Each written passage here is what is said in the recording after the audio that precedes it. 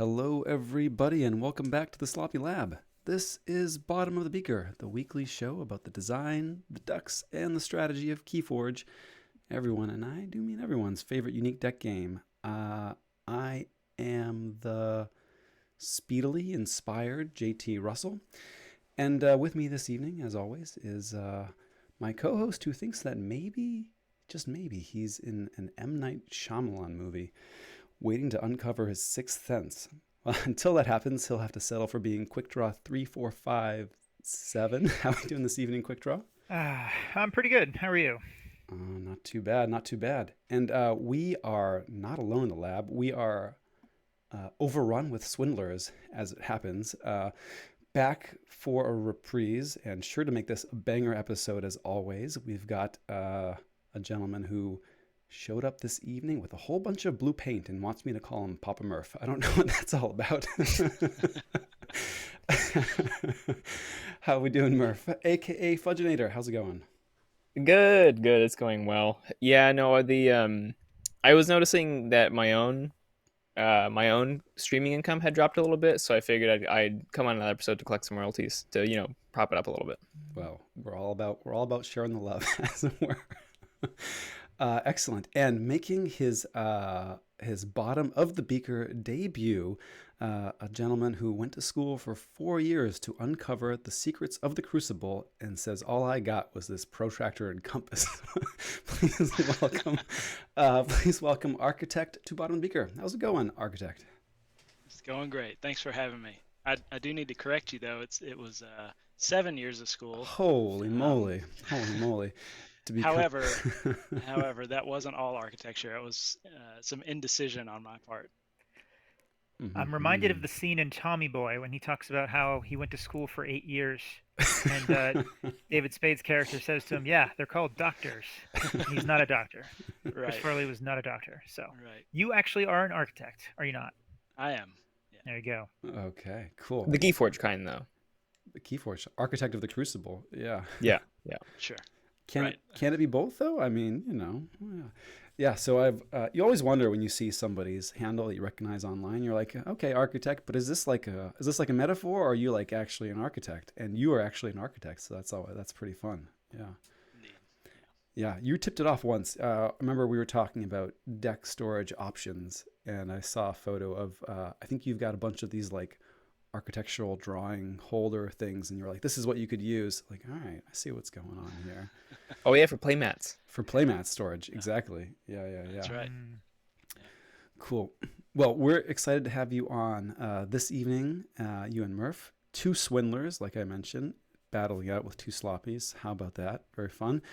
And we're going to be talking about some KAGI stats. And we have to also, we'd be remiss not to say congratulations to Architect for taking down the very first ever KAGI March Madness event, an adaptive best of one event. So kudos to you. Snap, snap, snap. Yeah. Thank you. Woo! Congratulations.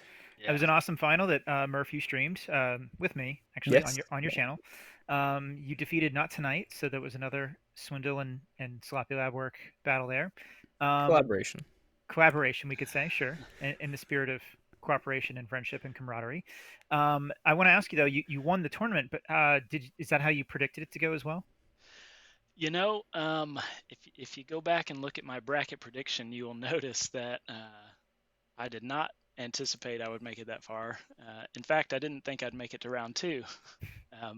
That's smart. My first round was up against Sith, who, as we all know, is a great player, and I figured I would just be out after that. Happy to have made it through this gauntlet of opponents and take it down. So we were talking about this gauntlet before we went on the air, and I realized that you defeated literally half of the KAGI championships of all time on your way to win this title. Mm-hmm. That feels pretty good. It was an impressive run. Egg on our face for giving you such a low seed, however you say it. But you took down the first seed, the second seed, the what? Fourth seed? Fourth seed. and then round one, you also had a seeded player too. Sith was the ninth seed. So quite a slayer of giants on your route to victory. So yeah, awesome. I think by transitive properties, Architect is now just the de facto first seed. we Well, may have, we when we do another March Madness or single elimination bracket, we'll have to think about how much weight to give this one for the seeding purposes. This one was done all with KAGI top cut appearances. Yeah. So maybe we'll have to weigh in March Madness championships too. Yeah, totally. Next time we'll incorporate bribes in there and do it right. It was all rigged. Yeah, I mean, if you're expecting not rigged draws, I don't know what you came expecting at this point. Oh, fun. The only thing not rigged are the games. I don't know. Have you played on TCL lately? I mean, That's true. That's true. Never trust the Fisher Yates. Never trust the Fisher Yates. Yeah. There are some pretty juicy like game integrity TCO bugs that would be fun to dig into sometime. But that's a topic for another time, I suppose. We came this evening to talk about some more KAGI statties, right? We've done a couple episodes of this in past where we've dug into some meta-analysis, some deep dives into the data that came out of match reports from KAGI seasons of yore. And I think we've done like after every other season, we've done one of these recaps. And here we are, back with some gems. Every two. Yeah, I don't know if we've done it since like the end of season 9 or 10. I forget when it was. So we have a ton of data since then. So I started collecting data in season 7. Mm-hmm. So we did 7, 8, and then 9 and 10, 11, 12. Okay. We're keeping a good pace then. And 11 and 12, as I think everyone that's played in KAGI knows, were so much bigger than anything before it. So that means we have a ton more data than we've ever had before. And I think more importantly, we have a better sample size of things. We're talking hundreds of games from each season, which is, we used to have under 100. So we have a lot of information in front of us now, and I think we're starting to get a bit more statistically significant numbers here. So I'm pretty interested to dive into it. Incredible, yeah. 300. Did you say 367 matches from season 12? Yeah, great stuff. And 188 from season 11. Crazy.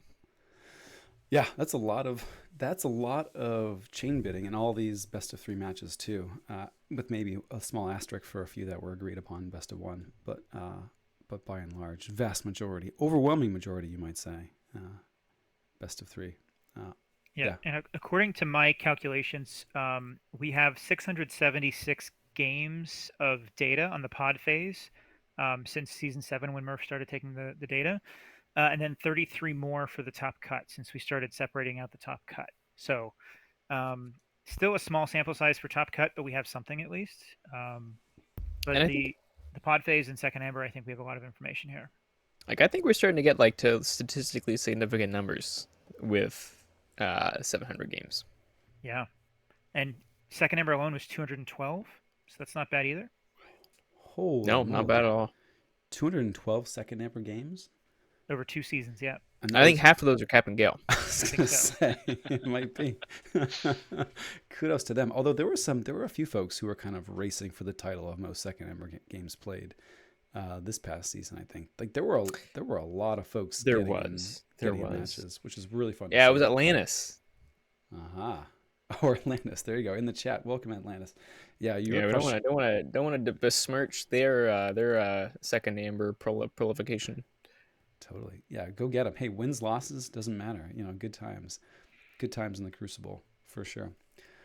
And then you add the March Madness games on top there, and there was another 28 players over rounds, 28 games. Is that right? 27 games. Got to eliminate everybody but one. So I guess. Yeah. Yeah. That math checks out. Math checks out. Maths happen. Very cool. So yeah, good times. Well, we were going to mix up the format a little bit from seasons past. I think we're still going to make all of the data and some of the kind of typical analyses available, refreshes on what's come before. But we were going to maybe, shake it up a little bit. And this time around, Architect Josh has graciously agreed to come on the show and lead us through a tour of the stats in song. So whenever you're ready, take it away. Take it away. No, I'll pass on that. You don't want that. Trust me. Okay. Well, do we have a backup plan, Quick Draw? What do you think? Yeah, we have a backup plan. We had a feeling he might not want to sing the whole thing. That's fine. So there was a podcast that you pointed out, JT, which was called The Indicator, right? Hmm. And you talked about how they kind of bring up a different interesting fact. Each person brings one fact and they talk about it in detail. And that reminded me of one of my favorite podcasts, No Such Thing as a Fish, where they do a very similar thing where you bring a certain fact around a specific topic and you bring up this fun fact about it and marvel at it and talk about it and what it means and things like that. So we're going to do something similar here where each of us have come armed with one, maybe two fun facts about the data that we've kind of dug into for the last week or so. And we're going to talk about that and kind of what it means and, you know, dive into that more. Awesome. I love it. Excited for what's in store. And I know we were putting some of the stats we were eyeing in a shared sheet. I have not really been going for spoilers, so I'm going to be a little bit surprised by what you all bring up, and I'm excited to dig in with the candid reactions, as it were. See what we got. So I don't know, Architect, do you want to kick us off? Sure, be happy to. So one of the things that is really nice about adaptive is those times when you win 2 games and you don't have to go to a third game. My favorite. It's a beautiful. There's nothing better than winning with your deck than trading decks and winning with your opponent's deck and just ending it there. So the stats around that were most interesting to me, and there's a table that was created that it has some interesting results. What we found, or what the data is showing, is the higher the SAS disparity. So in other words, the difference between the low SAS deck and the high SAS deck, the more likely it is for the winner to have brought a low SAS deck. So basically, you're favored the more SAS disparity there is in bringing a lower SAS deck. Intuitively, I tend to think it's better to bring a higher SAS deck or a higher powered deck, just so that you can confidently win that first game and then hopefully win that second game. But that doesn't seem to be what the data says. So do we refer to this as the Moose Man Dude effect? Is that what we're calling it? Yeah, it's if a moose flaps its wings in game 1, is there a game 3? Usually not, it turns out. Right. Yeah, interesting. So I'm looking at the chart here too, and it looks like starting out with kind of an even on SAS, right? You see what you'd expect. It's about 50-50, 49.49 to 50.51. The 49.49 being the winner brought low SAS. And then it just kind of progressively increased all the way up to when there's a 20-point disparity in 2-0 games. With such a disparity, you're seeing the winner being the person who brought that lower SAS deck above 60% of the time. Yeah. Which is super cool. That is really cool and pretty significant. And so, Josh, I'll let you start then, since you brought this up. Do you have any theories as to why that is? Well, I think the first thing that comes to mind is the lower SAS deck may have some consistencies that you can reliably perform in each game to overcome perhaps a higher powered deck. And on the other hand, some of the higher powered decks may rely on combos or something that's less reliable from a consistency standpoint. So, that's one idea. I'm sure there are others, but that's the first thing that comes to mind. It's so interesting that it's able to punch up and win in game 1 despite being such an underdog by SAS. it's because Mooseman Dude, I joked, they bring a lot of reversal decks, and I don't think he gets very many wins with that in game one. Right. So it's like it's really interesting to be able to bring a lower SAS deck and win in game one. So it's not as simple as just bringing like a 50 SAS deck. I don't know. It's the first thing that comes to mind for me is the decision points in a lower SAS deck. I think are increased because you are playing a deck that's expecting a game to go a little bit longer, Hmm. and you're more familiar with what a deck is able to do over a longer period of time. And I think that might lead to more of a snowball effect with these decisions building up over a longer game. That might be why I think there could be an advantage here. I'm not For sure sure. if that kind of makes sense to anyone else. So I love the stat. I've got a theory for you too as well. It's the lower SAS deck, right? The underdog deck has to punch up to overcome the quote unquote better one. And that is more likely to happen when you are familiar with the lower SAS deck, right? So in other words, I punching up agree. is more of a manageable thing to do when you are familiar with the thing that needs to be punching up versus the other way around. Yeah. Yeah. I think we've got a Mooseman dude in the chat here. Welcome, Mooseman dude, saying something similar. I don't know, Mooseman, did you get any 2-0s? I think you had like one with your real stinker. You'll have to let us know. Um, but yeah, I know I've encountered a couple of my own games that were 2-0 probably both ways with such a disparity. And yeah, I love bringing like those decks that are very complex and can reward you for knowing the lines that give you a chance to overcome that that more powerful opponent. Yeah. Well, and I also think it's important to note that when decks are low SAS, again, we've had this conversation many times on this podcast, but like low SAS doesn't necessarily mean low power, but oftentimes those decks will have holes, right? It has things that statistically, like, has things stats wise that SAS can't, that it doesn't capture or doesn't have. And if there are holes, the person who brings it is going to have a much better idea of how to exploit them. Mm. Um, and I think that's also like, yes, that ties in with deck familiarity, but I think like that's a very important part going to the game too. Like I think Algernon, was it Algernon or not tonight? I can't remember. It was in one of the, it was an interview with with them too. However, and in Ashitaka, I think as well. Um, I'm getting all mixed up now. But anyways, one of them mentioned that in game two, like when you play the reversal game, it's almost like you're still playing with your own deck. It's Mm-hmm. just now it's a double agent. And so the idea is not how do I play my opponent's deck? It's how do I beat my own deck? And that's really the game you're playing. Um, and so like that familiarity in not the game plan, because obviously if your opponent's not familiar with how to maximize and play the small ball keyforge or whatever, or get to the combo, hand shape properly, all those things. Like, yes, your opponent's going to be disadvantaged there, but they're also um, like it's going to be much easier for you to attack very clear holes and very clear deficiencies in a deck. That if someone's bringing a higher SS deck is probably usually more well-rounded, has more tools to deal with problems. That's how I always approach my deck choice as well. Is like I want to bring something that I know what its weaknesses are and how to beat it. So I think that's definitely part of the thought process. Is bringing something that you know how to beat as well, not just something that you're maybe counting on going to game three with, or something that might be so matchup dependent that it's gonna run away with a lot of games. Bringing something that has those weaknesses that are generally exploitable, I think, by a wide variety of decks. So I think what you're saying definitely jives with me, Murph.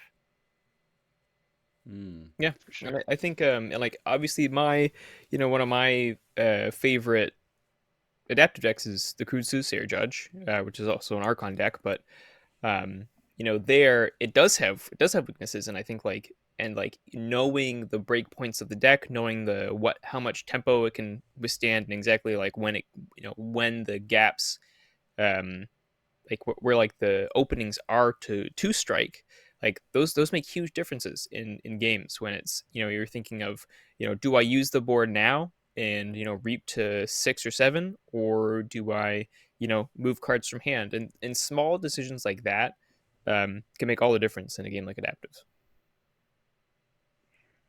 I don't want to spoil anyone else's stat. I'm not sure if anyone else is going to bring this up, but I was trying to get some context here, and I believe based on some of the data that we see here, um, to give people an idea of what SAS range people generally bring, we do have like a standard bell curve where it's peaking around the 76 to 80 range. So I think that is slightly higher than it's been in the past, and so we may be still thinking a little bit in the context of the FFG era when like 80 SAS was like a really powerful deck, and it's not quite like that anymore. And so when we think of a 20 SAS disparity, it doesn't mean someone's bringing a 70 and someone's bringing a 50. It probably means someone's bringing like an 85 to 90 and someone else has a 65 to 70, which is, I think, a lot higher than I would think of when I think of like a 20 SAS disparity. Like used to be a massive thing, but I don't think it's actually that big of a thing anymore. Yeah, I completely agree, and that's why I prefaced my point at the beginning. Like, just because we mean lower SAST, I think this doesn't necessarily mean lower power. And I think like there is like I think we're seeing more of that, especially like with like tokens of change and just how decks are rated. I think, and it's just a limitation of the system and whatever. But no, I absolutely think that's absolutely true. And like there's lots of 80s Amber Skies, GR, tokens of change that play a lot like a low 70s FFG set might.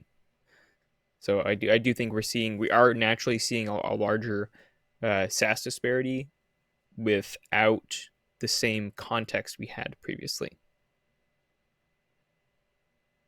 Was it Teuton Carnage had brought a deck, or was bringing a deck pretty often to either just the March Madness event or to the main KAGI event, and it was this Winds of Exchange Scholars deck that I think was like nearing 100, if not higher.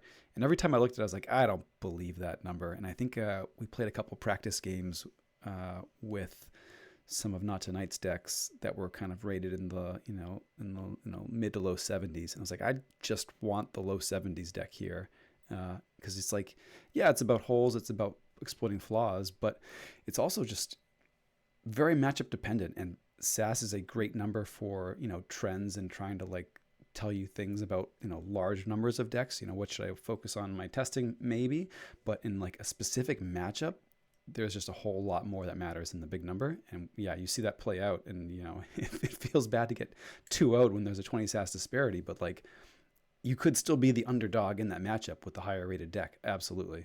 Yeah. Yeah, and I think I know this is always Quick Draw's advice, and it's something I try and do too. But you know, Quick Draw's right that you should almost never always try and avoid using decks of Keyforge during an adaptive match, because even as hardened you might be to looking at those stats, right, they're gonna skew your perception of them, of expectations. And I think yes. I'd prefer you click on the Master Vault link, and if you want to look up cards, click on the Master Vault link, like the deck in the TCO chat, and look at it that way, because those numbers are gonna mess with you. And oftentimes people are bringing adaptive decks which probably aren't what they appear to be on the surface. So something to that is absolutely something people should be keeping in mind. All right, now we're gonna judge Architect here. Architect, do you pull open the DOK for? I think for best of one adaptive, maybe we'll give you. I kind of wish almost I could like not see the big number but get the other stats. Do you pull up DOK before a match? No, I do. I definitely do. Oh. Yeah, I try and ignore the big number. And I think, in fact, didn't Aurora have like a plugin or something that would? Yeah, you block hide that? origin Okay. script you could do. Yeah. I think you still can, but it's manual. Okay. Gotcha. Yeah, I mean, I should definitely do that. I do look at the stats. I mean, I try and look at things like, how many creatures does it have, how many pips, those types Totally. of things, because I don't have the cards memorized like you guys do. But yeah, I definitely use it in all my adaptive matches and even Archon matches. Yeah. Now, I will say, I think the arc stats are generally, except for like efficiency, expected amber, and amber control, I think are stats that are like can be really funky. But I think oftentimes the arc stats are pretty illustrative and helpful. yeah, there's definitely helpful information on DOK. But the big number is the big number, and it splashes. Sometimes it splashes too big, and it's hard to ignore sometimes. Hey, well, we gotta take notes from the champ over here. So I don't know. It's true. Maybe we should all be opening DOK. I'm gonna try what he's doing, see what works for me. Absolutely. I think it's very, very easy to, or not easier. It's easier to ignore it, even the stats in a best of 3 match, but it's really tough. And it feels bad to like go into best of 1 and be like, oh, I missed that it was like 24 creatures to 10 creatures with no board wipes, just because I didn't. It's a skill issue. I don't know what to tell you. I have many of those though, Murph, and I have to like focus on the one that I'm gonna try to overcome on a given day. I see. Nice, cool. Well, I like that stat though. This is a good one, and yeah, interesting to see the kind of curve shift a little bit of where folks are bringing SAS wise too.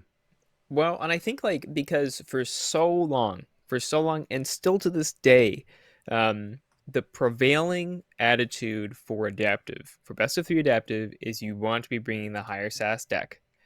And I know on this podcast we've disagreed with that sentiment, but I still see it all the time. And it's just interesting. This is another nail in that coffin. I think one of the other nails, though, was the first player rules, because a major reason to bring a higher SAS deck, or higher power deck, we should say, was the option to go first in game 3, which is big. And 2 seasons ago, we changed that in KAGI. It is a coin flip determined at the start of the first game, and that same deck goes first every game. So that advantage of bringing the more powerful deck is gone with regards to first player rules. Now, I guess in light of that, what we should do, maybe for the write-up, is compare the SAS, like the lower SAS win rate in 2-0s from seasons, 7, 8, 9, 10, and then compare it with 11 and 12 and see if those attitudes have shifted. If that has actually shifted play patterns. Are people bringing now, more middling decks or whatever? So I think that'd be an interesting comparison. I'm going to take a note of that and look into that later. I love making work for others. Yeah, I love making work for JT, so I'm just going to take this note. There we go. Have JT figure this out later this week. I'm a scientist, but not a data scientist, so I'll leave that to the professionals. Put it on the list. There we go. Awesome. Well, cool. I don't know. Are we ready for another stat? I got a good one as well. Yeah, why don't you go then, JT? And I think this may dovetail with architects too. I was very curious. So we've done a fair bit of digging through the KAGI proper stats, and we now also have this juicy data set for adaptive best of 1. And I was curious to do some comparisons, or at least see what sort of like ideas popped out of the best of 1 data that might contrast with the best of 3 data. And out of the 27 games of best of 1 data that we had, 71% of them involved chains, right? So there was a chain bid in 71% of games, and not like 1 or 2 chains where you're just like, whatever. This was like at the floor, like 5 or 6 chains. So like significant-ish number of chains for these games that were getting chains. And I'm contrasting that with, let's just take season 12 of KAGI as an example. There was a 51 to 48% split between games that went to 3 or games that were decided in 2. And I'm looking at that split, 51, 48%, 52, 48%, 51, 49, whatever, make 100%, rounding's hard, and saying, about half the time, the decks that folks were bringing to the best of 3 event, it was really anybody's game, in a single game setting of that, right? Like you say, okay, a deck, half of these went 2-0, either deck could win feasibly when they sat down to play an Archon or just a reversal game. But when we're looking at best of 1 data, like 3/4 of the time, folks are saying, no, there's a clear favorite, and I want to be playing that deck 100%. Whereas I'd almost imagine in a best of one setting, you're more likely to say, oh, it's close. I'd rather play my own, right? So I kind of would have expected that to be flipped a little bit, and it wasn't, and that was kind of interesting to me. So I don't know if I explained that poorly, but hopefully it kind of the idea came through a little bit, a little bit there. Yeah, so it tells me that there's two things that I think are possible here. I want to know what you guys think, which one it is, or if there's something else. One is that people are bringing a higher disparity of power level to to the what's it called? I almost said mass mutation, March Madness. The I I've see had that that problem before. all the time. Yeah, I know. The best of one adaptive, we should say. People are bringing a higher disparity in power level, which I don't think that's the case because it's kind of random. The second thing is that I wonder if without those games 1 and 2 to teach you, players are more likely to misjudge a matchup and bid chains on a deck when maybe they shouldn't have chosen it to play to begin with. Well, I also had it, and then oh yes, onto the floor, on the chain floor comment before we move on. On the floor chain comment, like I know like 4 or 5 is sort of the floor, which is I think is exactly as expected, because I know I've said this before, but like chains 1 to 3, at that point you're just jockeying for position. Like those chains don't matter for the matchup; they're just for which deck you want to play. So I think like it makes sense to have the floor of chains bid to be 4 or 5. So like that certainly is as expected. For quick draws point, I think, well, and this ties into a stat that I was looking at for but I would expect people to bring more powerful decks to best of one than I expect them to bring to best of three, for the sole idea that people would much rather be bidding on their own deck and be bidding for the deck that they're familiar with than when they're not. And I don't know how like it seems odd to me that we'd get more chain games. If Other everybody's bringing than so I see what you're saying. If everyone brings the higher power deck and they want to play their own deck, yeah, it seems like they'd be less likely to bid on the other deck, right? I agree. Yes, exactly. I think it does seem, and I think like maybe what we're seeing is people's like it's the thing, like we're all our own worst critics, and so I think what people might be seeing is that they see other person's deck. It's there's a honeymoon phase. They're infatuated with the opponent's high powered deck, and they're saying, "Oh, this is much better than mine. I got to bet on theirs." But the other person maybe is saying, "Well, I'm familiar with my own deck. I brought this deck specifically to bid on it, to be the one to be bid on." And I think like it's just one of those things where I think we should be seeing probably a lot more people of like picking opposite decks or low chain amounts. So, and then again, if people are coming to the consensus, now I don't know what those particular buckets look like for number of chain game, for like number of chains per game, but I would sort of imagine if we're in a world where even if people say like, this one has like slightly better creature control against a deck that has that is pretty board heavy, I could see if both people are making that assumption, and like I said, the first 1 to 3 chains don't really matter anyways. I would expect us, if that's happening, to go to 4 or 5 chains often, especially if the decks on average are more powerful, right? We're more likely to slough off chains, and so in order to actually make the difference, people are going to have to go to higher chain amounts.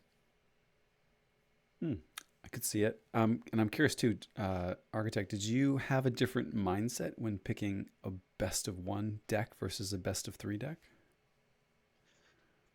Yeah, I mean, I wanted to pick something that was powerful, that I was comfortable with, that I had a lot of reps with, that in particular I knew would do well with lots of chains. The Soda is a little bit unique in that it has some efficiencies with 2 daughters and 2 articulated wrens and a quantum compass, but it also has a kaboom, which gives you 3 chains, and effervescent principle and 2 arises. So the stats, when again going back to the DOK, when you look at that, the efficiency I think is like point something, which doesn't seem very high, Mm-hmm. but it doesn't feel like that when you play it. So it's a little bit deceptive. And yeah, my intent with that deck was to just play something that I knew was powerful that could win a lot of matches and do so under lots of chains.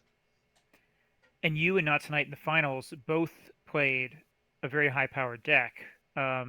So, we're talking a little bit about like maybe people are bringing higher-powered decks to this. Like, I think the two people in the finals prove that. Like I think you two both brought the same deck the entire tournament. Um, so of those 27 games, then you played, I think, 5 of them. Not Tonight played 4 of them. So that's a third of the games featured one of those two very powerful Yeah. decks. Yeah. Now I will ask, and also Mooseman Dude asked in the chat if bids less than 4 mean anything, and the answer is no. Bids less than 4 do not mean anything. But how was your deck selection different from the KAGI 12 pod phase and the KAGI MM tournament? You're asking me that question. I'm asking the architect that question. Yeah. Yeah.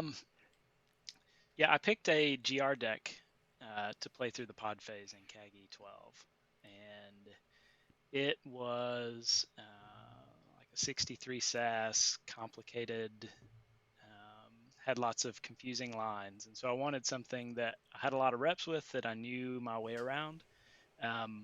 But it turned out that deck was a little too volatile, a little too unpredictable. It has 2 boos and a Winds of Death. So if it gets bad draws, it can win 2-0 or it can lose 2-0. And more often than not, I lost 2-0. So I didn't make it out of the pod phase, but that was a little bit more experimental for me. It turned out to be not the right decision, I don't think, but it was a good learning experience. So, with your success in the March Madness event, has that influenced how you would approach pod phase again? Like, would you bring soda going into that, or like, do you I want to think? try, yeah. I'd Yeah, like to okay, try it. all right. I wasn't sure. Like, do you think like the people getting 2 games to see it played before the third game, like, do you think that's going to hurt your chances with the deck, or? Perhaps. I do think at first glance, Soda appears to be underpowered, or not as powerful as it actually is. So I think seeing it played 2 times might inform a more accurate chain bid in that third Right. game. Yeah.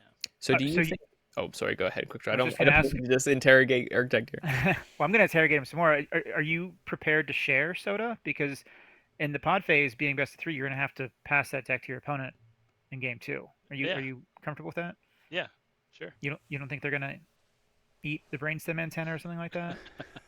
See, I'm more I'll likely just to get eat a the copy base antenna made. as the opponent. You see, it goes down. It goes down on a creature, and I slide over there, and I say, "Look over there," and I eat it. It's gone. Yeah, you when we played in the March Madness, you refused to let me play soda. I kept bidding higher in chains, literally the most chains I've ever bid against Guadalupe in my life, and you're just like, no, you're not playing soda, and you went to Yeah. like 15 or 16, and I was like, all right, fine, he doesn't want to share, so Yeah. I think I would have gone up to 18. yeah, If Ooh. that's I mean that's so spicy because Guadalupe is not a bad deck, and yeah. that's just and you were right, like you had the game on lockdown probably like I don't know 8 or 9 turns in. I was pretty sure that I didn't really have an out, just because you had all the efficiency in the archiving and you had the brainstem antenna coming, and I was like, oh, I'm in a world of hurt right here, and the game was barely half over. Yeah. Yeah. It snowballs for sure. Yeah. Actually, question for both of you: if you were to redo that match, has the chained match informed what you'd bid now? Like, would you still do? Like, was that feeling at the time right, or you say, you know what, we got to go to 36? I mean, it was close. Like, what did we land on? 15, or was It it was when I 15, I passed? think. Yeah. And you said you'd go to 18, so like that's pretty close. And I feel like if you're at 15 to 18 and a daughter or a quantum compass doesn't show up early, like then 15 is about the same as 18. Right. So I don't have too big of I don't have really any regrets. I'd be eager to play that in a best of 3. I think it'd be a lot of fun. Yeah. But I don't think I would change my strategy too much. Okay, so there's no recruits for either player here. 15-18 with Guadalupe. It's no joke. Yeah. Because you've got the effervescent principle, and then you've got your big. How do you pronounce this? Ixrenu, the clever. Ixrenu. Do you say Ixrenu? The clever. Ixrenu. Yeah, and then after that, like your amber control gets a little bit thin. Yeah. Yeah, it's the amber control actually ends up being more of a stall effect in Dis, just with the capture pips and the 2 arises. And then by the time I've stalled enough to get the Mars set up, it's ready to go, and that usually ends the game. Right on. Now, I will say I do like, this is a best of 3 point. Obviously, this is the best one, but like I actually I personally really like low amber control decks, in forward active, just because it makes the opponent's mistakes with them far more punishing. If like it becomes much harder for them to get it to wrestle control back from a game, like if they've made an error with the deck. So I personally like low amber control decks. Yeah, right on. Certainly ones that have finicky, or ones that you need to finesse a little bit. It's very cool to see the Arise doing work to stall until you can get the big Mars payoff. Super cool.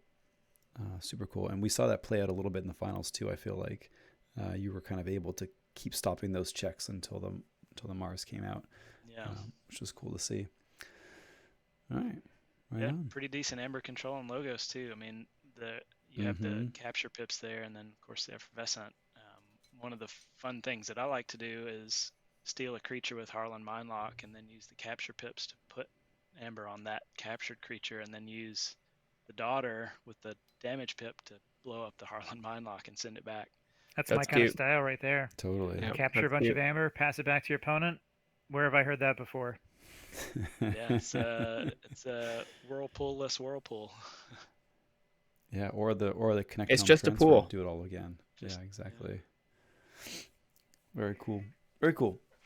All right, sweet. Well, all right. I like that one. Meet, you got a stat for us? Quick draw.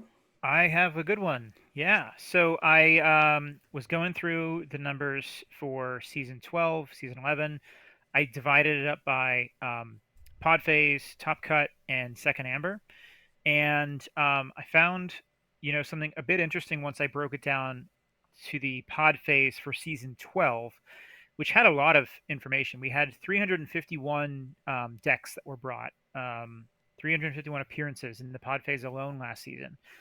And among all of those, broken down by set, we saw 46 Grim Reminders decks, which is about 13% of the field, which is pretty reasonable. It's, I think, third highest among any set. But one thing that was very unusual with the Grim Reminders in Season 12 was that it had a win percentage of just 26%, which is by far lower than anything we've seen from any other set in any other season. And that means that it was 12 and 34 was the record if you brought Grim Reminders to the pod phase in Season 12, which is just a shockingly low number. Most other things are like 40 to 60%, and this is 26%. So we can dig into the why, but the other thing I just want to observe with this is like how refreshing is it when people talk about Archon and how overpowered Grim Reminders is, and you're going to bring Grim Reminders to KAGI, you're going to win 26% of the time. How cool is that? Oh, man, that's brutal. That is a brutal conversion rate. Like, holy. I think almost half the wins were Karens.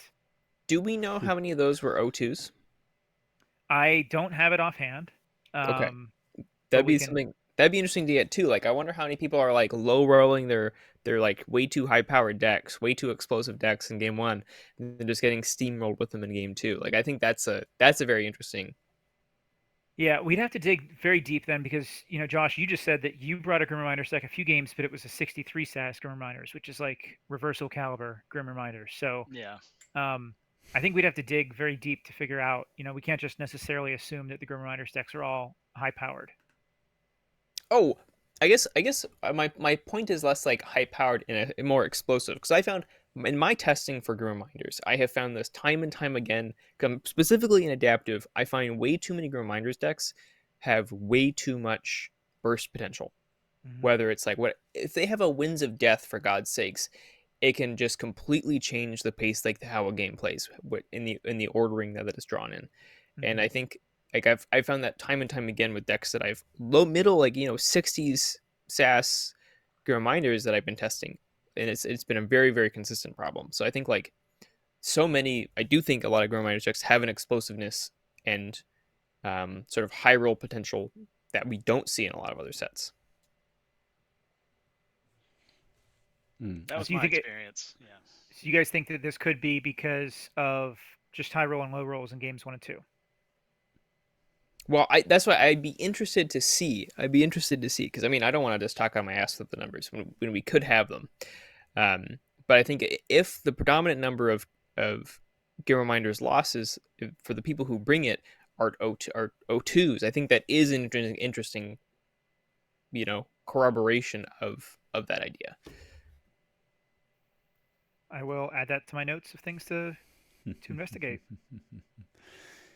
Yeah, you do see some swinginess coming to bear there. I wouldn't be surprised if that's a factor. Yeah, I remember we talked after our match, Josh, and we were like, and you were asking what I thought of the deck, and I think we made a comment about the Winds of Death as well. It can kind of like be Yeah. feast or famine depending on when it shows up, and Right. yeah, you're gonna see that if you've got a big Haunting Witch line. If it lines up right at the end of the deck, when you've got a full grip and are haunted, then like, who mama, you can make a lot of amber real fast. And when those things don't, Right. then it happens. But and not just that deck specifically, but like, I really enjoyed the general weekend anime and games. It was a store deck that I played a whole lot a season or two back, and it's got a really potent line with a couple of Haunting Witches, and when they come timed well, it's very hard to recover from. And I think the deck that you faced in the finals, Architect Nathan, not tonight, and I talked a decent amount about whether this was a good choice, just because when the Geistoid comes online, it's difficult to interact with. Not even that it's like super bursty and you have this like swingy burst potential. It's just that the things that some of the decks are doing, then they have these like really strong Geistoid loops, or really like big unleash of Untamed out of the archives with Haunting Witches. It's just harder to interact with what some of the other decks are doing, and that can make for swingy games just by nature of, did this thing that's hard to interact with come online early enough or not, and that's can feel a little bit swingy. Yeah. Yeah. That deck that I played in particular, it also had a Sabrina Mm-hmm. with an invigorating shower and a draw pip. So if Cool. you lined it up right, you could play the Sabrina with no cards in draw, play the invigorating shower, draw a card, flip, Love it. get 3, and then get the effect from invigorating shower, which gives you another 3. So it's just an That's immediate cute. 6 amber. So yeah, it has those sort of bursty elements that if they don't line up right, yeah, it's very unpredictable. I will say though, aside from the Winds of Death, I really loved that deck choice for adaptive games. It was like very, very hard to navigate some of the Yeah. lines in it. So very cool deck for sure. Yeah, it's a fun one. Just maybe not reliable enough for an adaptive setting. Hard to say. If you're having fun playing it, then you're doing it right. It's kind of what That's it true. comes down to. Exactly. And I think it's just the nature of the set is that a lot of the cards are very flashy. Um, it'd be like Hellfest from Winds of Exchange, right? Just like there's a lot of cards that do a lot of things when they hit the table, and you know, depending on how they've drawn, it'll either be a boon for you, or it'll be cause you to lose O2. So I think it's not surprising to me, um, to have poor conversion rates for GR. Because as they say, like, when I play Mindfire, it hits my opponent's Garganti Scrapper. When my opponent plays Mindfire, it hits my Fertility Chant every time. So I think something like that is always happening. And then also, as Quick Draw likes to say, like, you assume your opponent's better than you are. And if you have a deck that is capable of big, flashy, huge advantage plays, like, your opponent's probably going to see them and hit them too. So, I think GR doesn't offer a lot of room for people to maneuver within in an adaptive match, which is often when you need it, because who knows what they're handing over to you. So I believe this. I believe the swinginess argument. Would you expect though more of like a symmetric effect, right? That kind of averaged out the conversion rate there. So for every time you got that low roll game 1 and then got steamrolled in game 2, you'd expect some high rolls game 1 and then low rolls for your opponent in game 2. So is there like maybe something else going on in addition to, or are we seeing kind of like small sample sizes here where it's more likely that we just saw that effect play out more kind of lopsided? Well, I don't think 12 and 34 is a very small sample size for how it's pretty high representation. So I think part of the problem too is most likely familiarity with the decks. I think a lot of people are experimenting. I think a lot of people are bringing decks that this is their first time bringing it to competitive adaptive, and maybe it's a deck they're bringing specifically. They haven't really played a lot, but they're specifically bringing it to maybe see what the opponent can do with it, stuff like that. So I also think there's like probably lots of experimentation happening, and like GR, Amber Skies, the Ghost Galaxy sets, they're not settled. Like, they're not settled ideas for adaptive, and so I think there's probably a lot of experimentation too that's hurting people's chances. The experimentation I can definitely buy, but Amber Skies was surely going to be experimented on last season as well, and Amber Skies was 46%. Absolutely. It was 29 and 34. So why is it that Grim still had that outlier win percentage there? Like, I don't know if we can just chalk that up to experimentation, because Grim had been out for a while by the time we started last season. Well, I mean, I guess another thing too is that maybe people are overestimating the decks. People are maybe Grim Reminders is bringing along its boogeyman status from Archon, and that's leading people to maybe bid higher for it or whatever, and it's causing it to loot because like also like what we're looking at too is we're looking at the people who brought GR were less likely. The people who brought GR had a 26% win rate. We're not looking at how many games throughout the matches did GR win. Yep. Right. So we could, again, that's something we could tease out. That actually require quite a bit of work, but we could tease that out. I don't know if we have that actually. Well, because we have which deck we know if the winner's deck won game 3. Okay, yeah. And we know which deck won both the previous games, so we could actually tease it out. But basically what we're seeing is that if you bring GR, there's a 1 in 4 chance you're going to win. So, and then it's also worth considering like what's different about player behavior for people who are bringing GR. Like, what players and like what's the mindset of bringing GR to adaptive in seasons 11 and 12? Like, is there something there that we could look at? Which again, this is where I think maybe people who are maybe if there's a little bit more experimentation going on with a newer set, that could also be part of it too. That's interesting. I like the idea too of overestimating GR in the bidding. Even if you saw some close games 1 and 2, it is hard to it is hard to look at GR versus not GR and then like I'm going to bet on the not GR deck. Regardless of what the chain count gets to, it just like feels you just like have this like ingrained fear of the GR deck like doing the nasty thing, totally. Yep. Well, and that too. This is where like I think like we'd have to know how many are O2s and how many are 2-1s. But if it's going to a third game and someone's saying, well, this deck, pops the F off all the time and it's really good. Look at Karen's Outlook, like that is like a really, really, really good deck. Like it can go to 12 chains, it can go to 13 chains, right? and then they get there and it can't.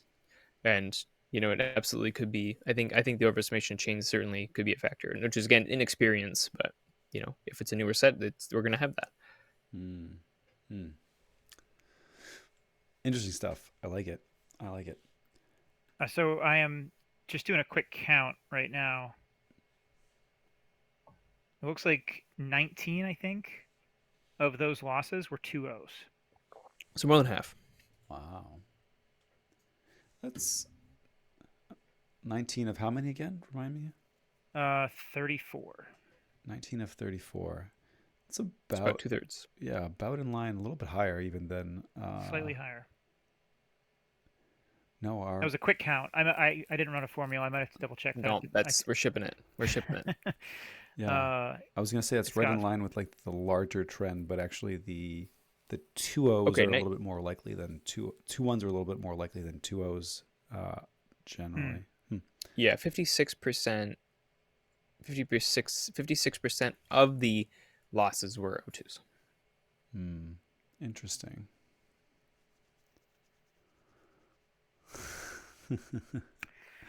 Flock Small in the chat saying they're committing now, so we'll hold them to this, to going 100% with GR in season 13. All right, Orion. That's right. Yeah, if Orion doesn't do that, they're kicked from the league permanently.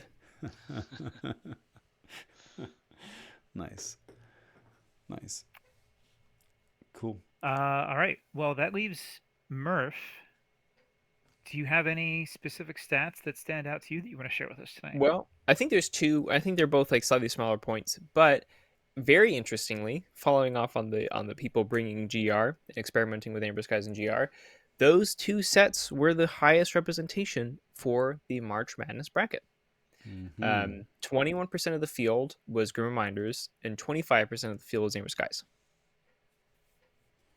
Obviously, we know which decks made it to the finals, which was Amber Skies and Grim Reminders, so that's going to skew the numbers, right? Because of how the bracket works, those decks are going to get more games. They're going to have more representation. So that, I think, is a relevant idea. That's a relevant thing to consider, that because the two winners were those two sets. Sure, it's going to happen. But the other one, I think, also interesting, is that all the other sets are pretty low except AOA. AOA is in at 14.29% of the field. And AOA is a good old classic. Dark Tidings is the same is in line with the rest of the sets. I think we saw like a very big between Worlds Collide, Dark Tidings, Winds of Exchange, Mass Mutations. We saw pretty much all very consistent, about 8% of the field. And then we also saw Bolt Masters, 2 tokens, and 1 Call of the Archons. So like those, poorly represented, but the 3 big ones being AOA, Amber Skies, and Reminders, I think were is really interesting. I think it's really interesting to see that that's what people are bringing to it. And then also another thing is that we see the average and median SAS being brought is quite a bit higher. I think someone's going to have to remind me what the average and median SAS was for for the pod phase. Ooh, overall, looking it up here. Can someone? I don't know about pod phase, but season 12, including Second Amber, the average SAS was 75. The median 75. There we go. That's exactly what I want. Just something to compare, because if we look at those, right, like 80 and 81 being the average and medians, that's significant, right? Like that's a 5 SAS jump. I think I would call that a significant difference. And I think that does, as we were kind of saying earlier in the show, like that does support the idea that people are wanting to bring higher power decks to best of 1 compared to what they might want to be bringing to best of 3. So it's nice to have a little bit of that corroboration. And I think but then I would also counter with if more people are bringing Amber Skies and Grim Reminders, to Quickdraw's earlier point about them just usually being higher SAS decks, even though they might not necessarily be more powerful, is that just the natural conclusion of the higher SAS delta, or the higher average and median, or is it purely due to the fact that the decks Architect and Not Tonight brought were both high SAS. So it doesn't matter, I guess, is the thing. Are these stats relevant, or are they just skewed by the two winners? Yeah, it is a smaller sample size, so it might be a little skewed, but I think also the two stats that you brought up are directly related for that reason. Like Amber Skies and Grim Reminders are two of the highest SAS sets that exist. And we saw those two sets brought more to the March Madness. And we also saw a higher SAS on average. So I think it's all kind of interconnected there. Mm. I want to say I love this spread. Yeah, you see the new sets jumping off, kind of like you guys were saying. We get some experimentation, we get some love with the new sets, but like it's just really a great spread showcasing like the sets throughout the history of the game, and we alluded to why that might be, or we kind of touched on why that might be challenging for folks who are trying to jump in and wrap their heads around the format, but just kind of testament to how open the field is in the format, and like you can bring anything, do well or hope to do well. You can with a straight face bring any set and have a competitive match. I love to see that. Great. Switching gears, sorry. Great comment from Mooseman Dude. I want to let this go in the chat here. A stat that we didn't tease out, but now that I am like looking at it, I'm like hard to like see anything else.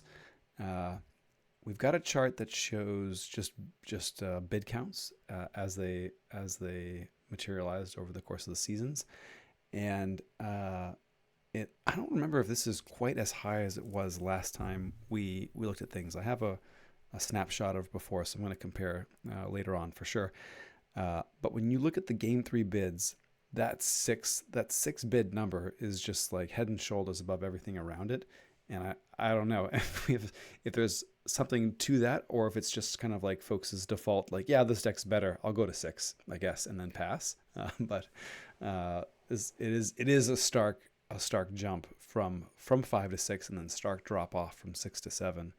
I do find that funny because I almost literally never bid 6. Well, you wouldn't. You always go 3, 4, 5, 7. That's how it's done.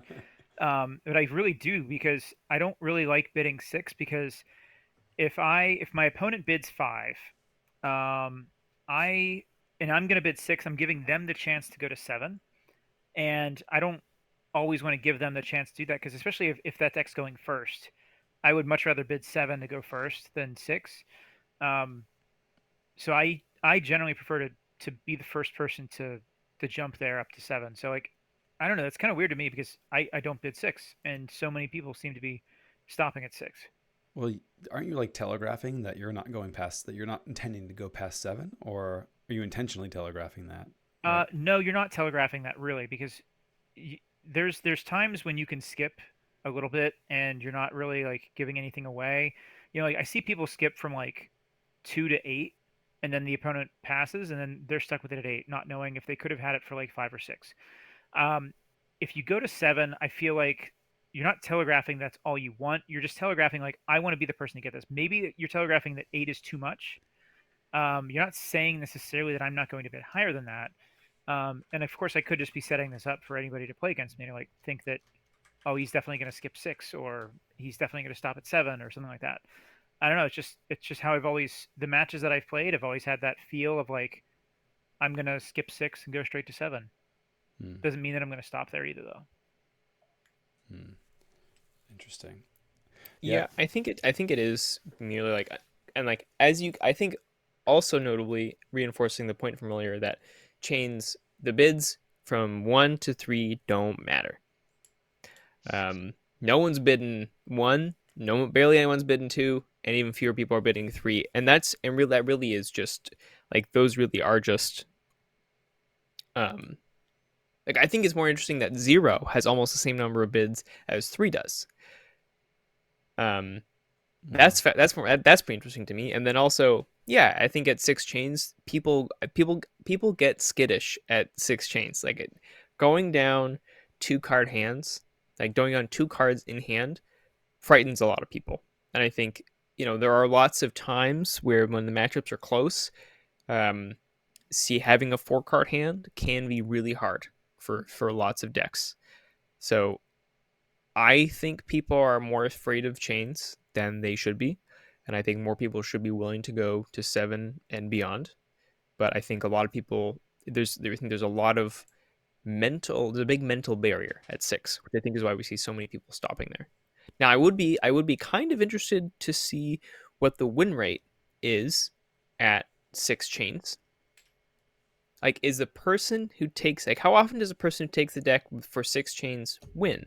Because if it's significantly higher than 50%, we know that those bids were wrong, right? We know people were too afraid of the 7th chain. And I think, like, I can't but help but think that there is a mental aspect to why we see so many 6 chain bids. That's a good question about trying to find the win rate for players playing with 6 change. I wonder if there's an outlier there, if it's statistically higher. That's something else I'm going to check into this week. I'd bet that's right, or I'd believe it anyway. You're getting bargains when it's stopping at 6 more often than not. I believe it. So the follow-up question is: Quick Draw shorting themselves by always skipping 6 when they could be getting lots of bargains? Oof. That's possible. Oof. Have to look at my data and see how often I lose with 7. Yeah, there we go. Yeah, maybe it's too often. Could be indeed. Well, good stuff there. I'm sure there's a lot of additional, very interesting nuggets we'll be able to tease out, and yeah, we'll be sure to follow up with some updates on those stats for folks to dig through too. Lovely indeed. Any more thoughts before we maybe transition, shift gears a little bit, play a game or something? Just a couple things. I sort of honorable mentions that I almost talked about. I focus mostly on sets. I didn't focus on chains. I did not focus on SAS. I focused on sets when preparing for this. And I noticed, I tried to find a trend with what was played in Second Amber in the previous season and seeing if that predicted what was played in the pod phase the following season. And I could not find anything. It was actually the opposite. Whatever we saw played in the pod phase for a season indicated pretty similarly to what was played in the Second Amber for that same season. So not really much we can predict there. I mean, that's very logical, obviously. Like, it's essentially the same season. But I was hoping to see if, like, people were experimenting in the Second Amber to play that in the following season. I did not see a correlation there. But one thing that I thought was interesting that stood out was that in season 11 pod phase, AOA was by far the highest percentage in the field at 30%, 31%. AOA in season 11 pod phase, and it dropped to below 10% in season 12. So it fell off a cliff with That's a lot of crazy. that going to Ember Skies. Mass Mutation picking up a small amount, and we had more sets that came in. Ember Skies, Tokens of Change, more Mutation, but Ember Skies took most of those away from AOA, I would say. Huh. Fascinating. I mean, I think Amber Skies is a great adaptive set. I think it plays small ball Keyforge in a way that is perfect for adaptive. So makes sense. It has a very AOA feel, I think, in a lot of the decks. I think it has a Dark Tidings feel. I think they have very similar feelings. So that makes sure it checks out. Amber Skies is actually just Dark Tidings. People just didn't. It's just one's in the air, one's in the sea. I buy that. Totally. I was in that bucket. AOA in 11 to Amber Skies in 12. So there you go. See, and now I have the best deck to merge both worlds for adaptive. Yes, That's the DT best set, Amber Skies deck. The Mance War Boss, right? Yeah. Nice. Got some more hits for us, Quick Draw? I got nothing else. Maybe Architect or Murph do. Just like as a little final word, I think it's wonderful to see how open the field still is. I think we see lots of different. I think, again, the stat that I love and that hasn't changed is that the average SAS delta, I should say, the median SAS delta between 2 O's and 2 1s has not changed. It's 1 point higher for the 2 1s. I think that's a negligible amount. And I think the fact that if JT pulls it up on the screen, like you can see like the average stealth delta in 2.1s is 11.1, whereas the average stealth delta in 2.0s is 9.9. I think that small disparity, I think that's just Mooseman dude. However, I think it's so fantastic that it's just a 1 point difference between that, and just to say that, you know, it's not the SAS difference which is causing games to go to 2.1 or 2.0. And I think that's just a wonderful, wonderful representation of how open adaptive is. It's all about how do these two decks interact. And I think the fact that there's so many sets being represented, and people are finding, so, you know, pretty. Besides GR, people are like, people have good success with lots of different sets, and I just think that's so wonderful to see. And I think it's the current meta for adaptive, as loosely as one can define it, is just very, very healthy, and it's just really nice to see. Totally right on. How about you, Josh? Anything you want to highlight before we hit to the hear a word from our sponsor? Well, I'm just excited to see Amber Skies represented so much in adaptive, and I am really enjoying the set. I think GG did a great job with this one. Not only is it a good set for adaptive, but it obviously is a good set for Archon as well. Mm-hmm. So I think it has a lot of range, and I'm excited to play more of it. You got to give it to him. I do think it's a really well designed set, and it's actually made GR a lot more bearable. Totally.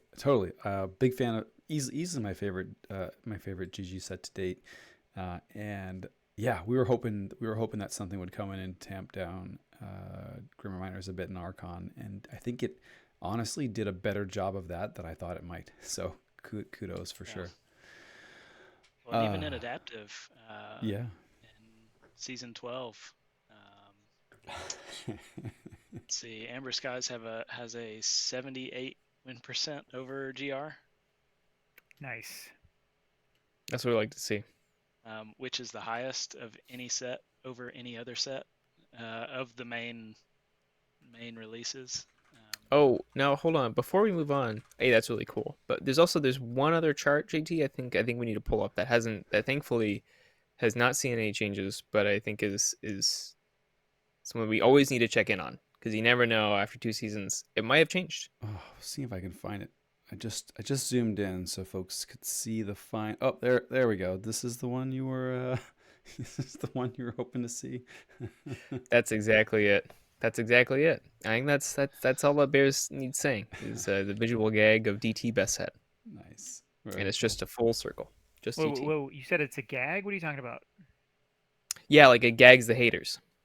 Oh, okay. Gotcha. Yeah. Right.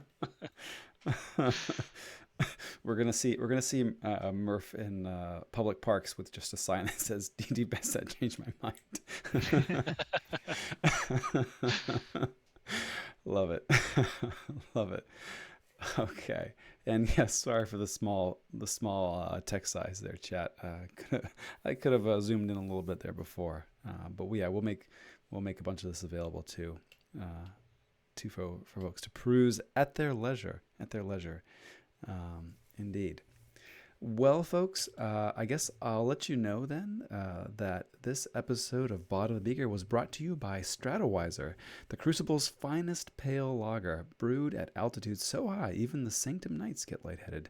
Crisp, refreshing, and infused with just a whisper of amber essence, Stratowiser is the perfect companion for a hard-fought match or hard-earned victory. Whether you're strategizing your next big play or just kicking back in the aether breeze, let Stratowiser lift your spirits. Stratowiser, because the best ideas start a few sips above the clouds. Indeed. Quick draw. You ever feel like you could use a sip or two of Stratowiser as you're playing your adaptive games? Yeah, I sometimes do, especially if I'm trying to count to 12 for Obsidian Forge. I've heard that loosening things up can help there a bit, for sure. And folks, I'll let you also know that Bottom of the Beaker is recorded live on Wednesday evenings at 9:30 Eastern Time right here at twitch.tv/sloppylabwork. You can find recordings of our past shows and other streams over at youtube.com. We are at Sloppy Labwork over there. And for the very best content, 34? No. 57 times distilled and scraped from the bottom of the beaker. Search for that very phrase in your podcatcher of choice, and we'll be there, ready to throw around some chains with you. All that and more at sloppylabwork.com. And thanks so much, Architect, for joining us this evening and regaling us with your MM prowess and also adaptive insights. Thank you so much for joining us. Thanks for having me. Yeah, I think Architect has knocked it out of the park. I think they've. I think you. Not only did you do a lot of work in some of the analysis, but I think you had very, very poignant stuff to pull out, and honestly, just really appreciate you having an episode to talk about it. Yeah, thanks for having me. It's my pleasure. Hundo P. And thanks again, Murph, for coming in, bumping up our stats as always. Love to see it, Murph. Oh, I have the time of my life every time. Wonderful. And Quick Draw, got any words for the folks getting off for the final audio stop? Just want to repeat what you just said. Thanks to Architect and Murph for being in here. It was a blast to look at these KAGI nuggets with you guys. Thanks for coming in. And everyone else listen out there, stay sloppy. Stay sloppy indeed. Excellent. We're going to kill the old Zencaster recording, adjust the layout. Holy moly, look at that layout. Make sure if you want to start podcasting, now is the only chance you'll ever be getting this prompt. Oh, you're getting the upsell or the hard sell from Zencaster, right? That's right. Yeah, it is a hard sell. They said if I don't buy it, they're gonna deport me. Oh man, yeah, you gotta stay at home. Don't be coming to any of those U.S. Vault tours, Murph. Zencaster's gonna come get you. You know. Yeah, that's what he's afraid of. That's exactly. Yeah. Specifically Zencaster. Oh man, they're deeply ingrained in the U.S. border services. This is rough too because the usually it's not too bad. And sorry, bear with me, folks in chat. I do apologize. But like when it's like 2 or 3 folks, the layout's like kind of stable. But for 4 folks, they're like, hey, let's go from the triangle pattern to like the inline pattern just to mess with JT. Is there any way on like the producer side to get like the NDI feeds for the video? I don't think so.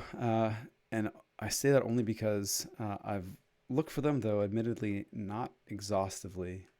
But they're very much like, hey, we're here to support podcasting folks. You're trying to stream this video too? Like, why are you doing that, right. You dumb? So we're like, crossing the streams of intent for sure. And they're sunsetting Skype, so one of the easier ways to get NDI feeds is also going to be on. Yeah, there are a few other services that are pretty good. I hear Riverside is pretty good, which I've not experimented with, but I think you'd have to use it separately from the podcasting tool, which I'm sure would complicate everything. But I also really like Video Ninja for getting video and audio feeds in. Totally. Yeah, the one thing that ended up being a little funky is you kind of want the like video to look like it matches the audio that's coming out. And they can get out of sync if you've got competing things. But I've never had that problem. Yeah. I respect that might happen. I'm like open to the exploration for sure. 'Cause yeah, womp womp. Well, now that you got it figured out, I'm just going to sign off and close. Yep. Oh yeah, I guess we didn't say. Are you all up for sticking around playing the game, or are we fading fast over here? Yeah, I'm good. It's only 10 o'clock here. Oh, that's true. Architect's cheating. Yeah. Too fresh. Well, I'm not going to say no if Architect's sticking around. So now I feel like we have to do peer pressure, Murph. Yeah, I have to be up 5:30 tomorrow. All right. You get a pass. You get a pass. I don't. No, it's probably just a bit too late for me. It's all good. I won't judge you tomorrow. Certainly. No. But I will be in chat heckling. Excellent. That's fair. All right. So that means we are going to have the Sloppies gang up on the Lone Swindler. I like it. I like it. Or Oh. maybe we'll do that. Well, Yeah. So, Architect, are you familiar with Hand and Brain? I am, yeah. Okay, so we're going to be playing Hand and Brain. We just got to pick the teams. we can mix it Now, up. We can mix it up. Yeah. yeah, I feel like one of us should be playing Soda, and that one of us should not be Architect. I agree. Deal. And JT, you've played it before. I've played it before, not as well as Architect, mind you. So I don't know if that's an advantage for me, or if we've just identified that I'm not particularly good at playing it. I think we've just identified that I am really trying to talk my way into playing Soda tonight. Okay, very good.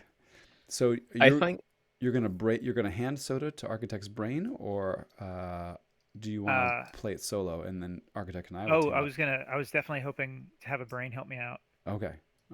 So you two team up, and I will see if I can. Maybe I'll play Nathan. That'd be funny. No. No, we have to go to sleep tonight. Yes, we do. All right, pulling up Psy. Yeah. Well, we'll let you sign off, Murph, before we devolve into shenanigans here. sounds good. I mean, I'm excited. I think Soda is always a lot of fun to watch. My main experience with Soda is banning it in Hexhead. Yeah. Nice. Yeah, if we're ever in the same division, that's what my experience is going to be too. Yeah. So I think we have a Swindles, and we did an internal Hexhead tournament, and Architect is terrorizing people within there. Yeah, So. I mean it gets banned every time, and it's a mistake if it doesn't. So. Ooh, I Sure. like it. I like it. All right, I'll find. All right. Well, I appreciate everyone for having me on. It's always a blast. Thank you so much to chat for being active. Mooseman Dude is an avid question asker in these adaptive streams. So I appreciate it. Always a blast. And I mean, I'll see you around, Architect. So Yeah.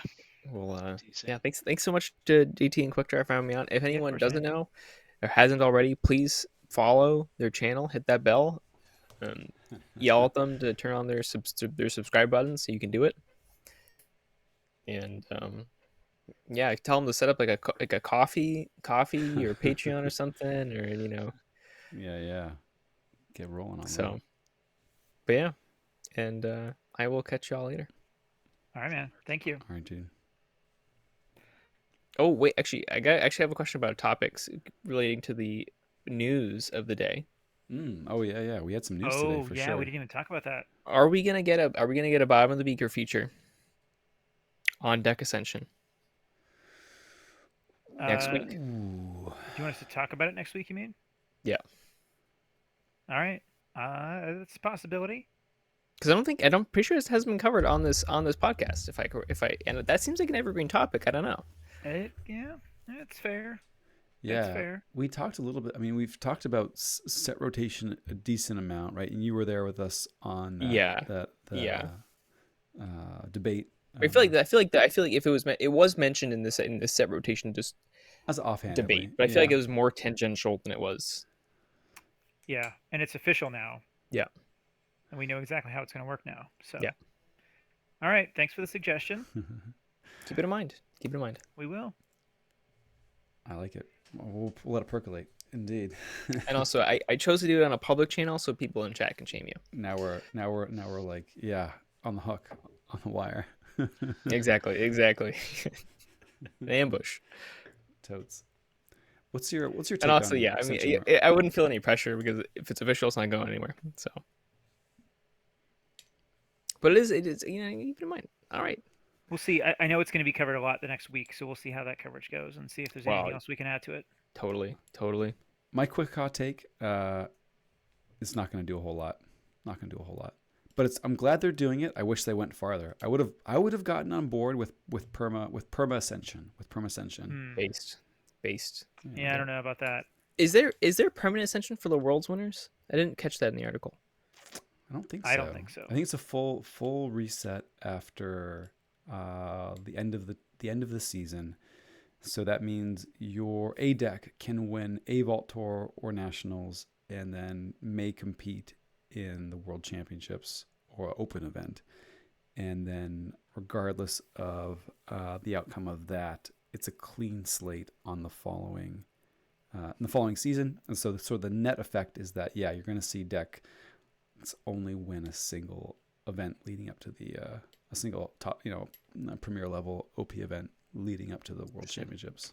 Yeah, interesting. I definitely have some thoughts on it. There should be a permanent assumption somewhere, like Worlds decks should be like Worlds winners, like the people who win Worlds, they get ascended, and then they can only ever play again in Worlds. Mm-hmm. That's what I think about. Well, maybe next week. Tune in. Who knows? Quick Draw seems like he disagrees with me, so there could be something to to hash out there. Yeah. I mean, deck ascensions is an always interesting topic. Totes. All right. Good luck with the game. You crushed JT. I shall try. No, that's you as well, but specifically for Architect. No. Okay. We'll do it. Nice. I figure he's the good luck charm to. Is it still JT favored, or has all the adaptive games on stream evened it out? JT's up by I think 2 right now. Yeah. See, Architect, you got to be the good luck charm here. I don't know if we count the hand and brain ones. Usually we don't. But okay. But Gotcha. we'll still. It's not for the record, but it's for pride. It's for Lots pride. of pride. It's for pride. All right. Well, all right. Thanks, Murph. You have a good night. Yep. Have a And good night. I'm looking forward to your heckling. That sounds good. I'm looking forward to it. Nice. All right. So I have a thought. This whole season, obviously, we've done adaptive best of 1, and I don't want to break that now. So I have a game up on beginner. It's adaptive. Hands are open for the brain to see. Okay. Password is sloppy. Why don't you and I bid, JT?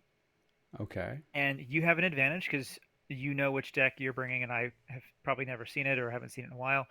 And the winner of the bid, whoever is playing Soda, is going to be playing with the hand. And then Architect will switch sides depending on who wins the bidding. Architect provides the brain to the Soda player. Yes, no matter who that player is. Interesting. Okay, I'm game for that. If Architect's game for that, sure. So if I'm joining this as a spectator, I can see both hands. You can, and it's honor system to only look at the hand of the hand. Got it. That's clear as mud. Totally. Only look at Soda's hand. Only look at Soda's hand. Correct. Yep. Got it. Oh, that's a fun one too. No, I'll pick an adaptive favorite though. I think you know a bunch of these as well. That'll make it a little bit more even. Yeah. True chat. True.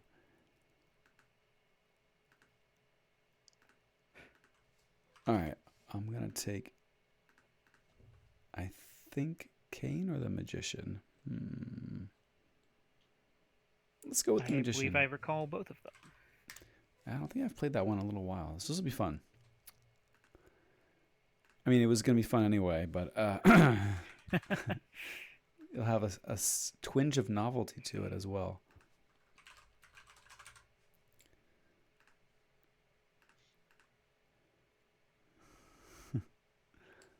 Oh, absolutely. Well, I have to talk to his agent, Murph. All right, Russell, the Magician of the Abnormal.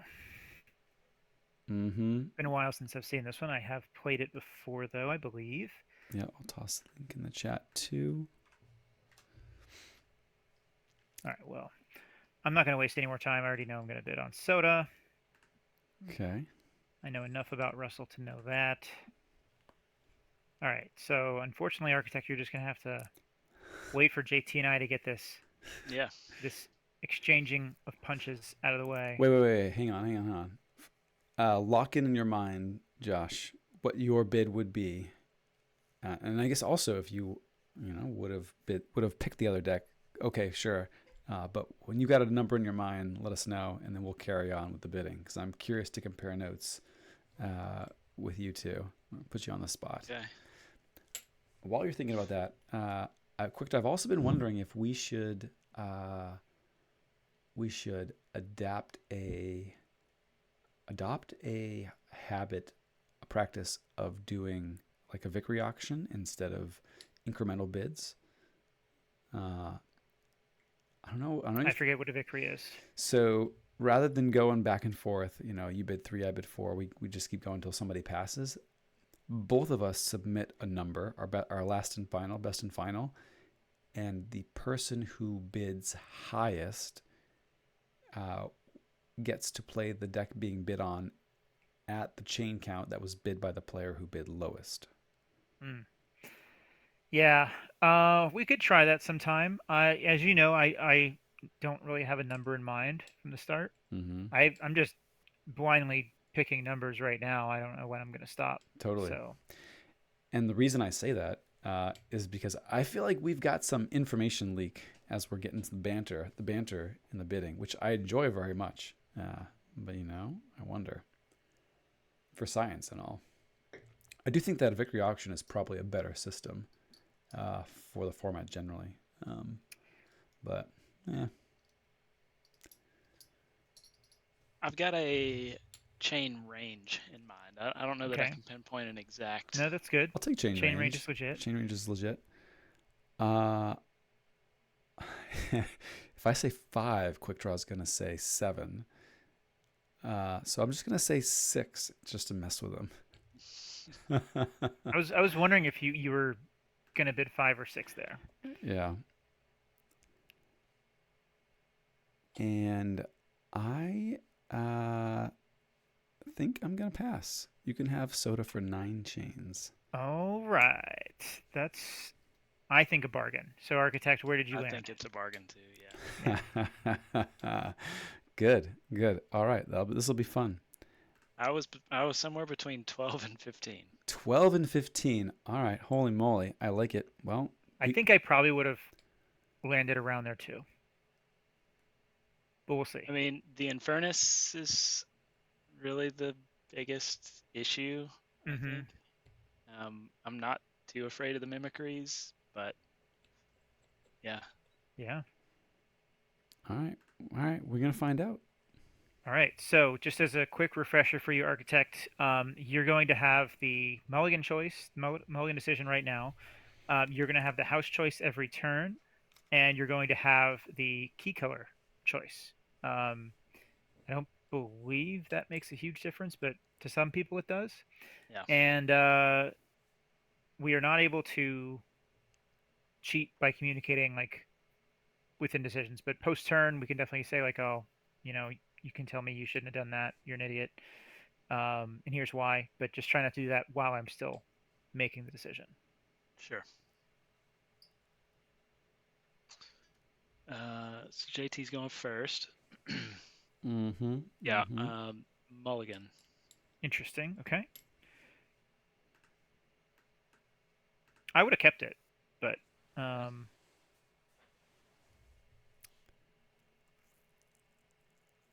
nice daughter to get things going. Logos. Let's see if you've got one of your own or maybe a Wren. Right. Cool. I do have a Wren, and I'm going to discard the EP. It's legit. And that's a pretty solid 3-card hand.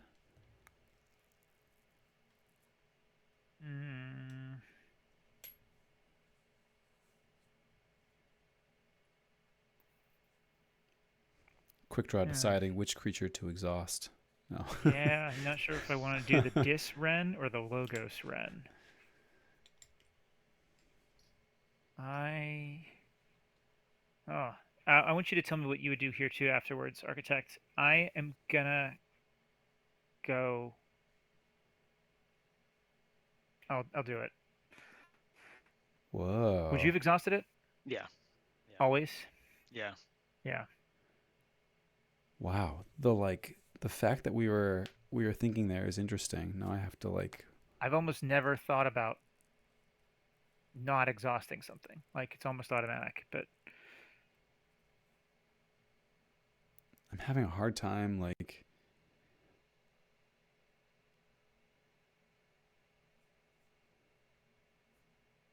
I guess you want to... Interesting. Okay. All right. Well, throw this one down.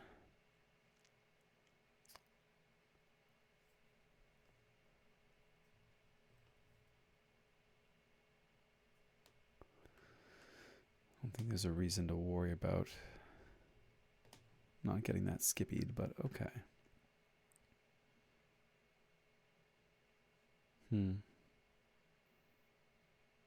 Have had more ideal Igors, but here we are. Okay. Okay, this is going to be another Logos call. Yes, it is. And that was an excellent draw I had last turn to get that compass. Compass is great. Awesome, dude. Yeah. Okay. Fun Untamed Shenanigans. Do I want to kill that or get to check? I think we get to check.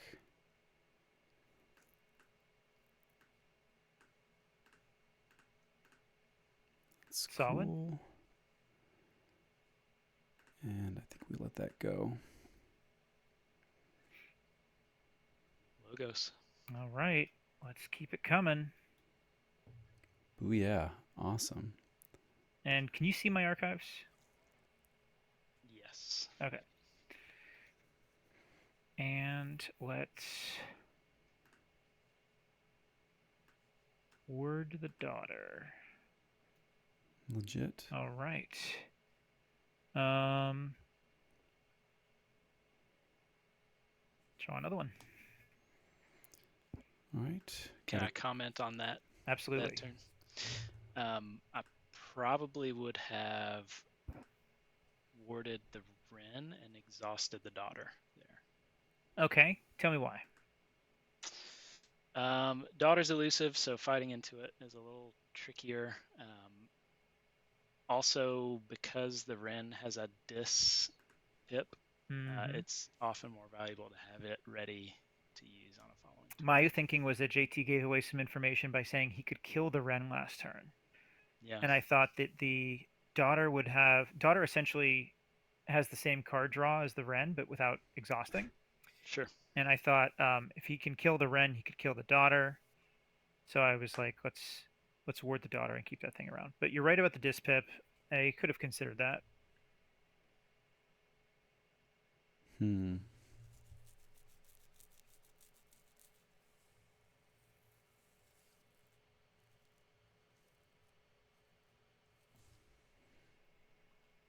think I do kill the Wren anyway.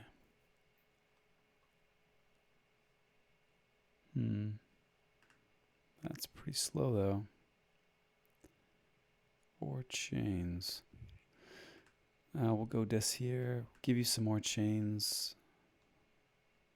Make that an expensive key that you're planning to forge next turn.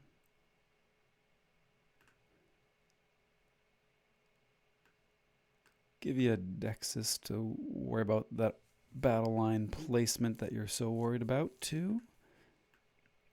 And then Furnace is going to come down, purge a couple of my cards.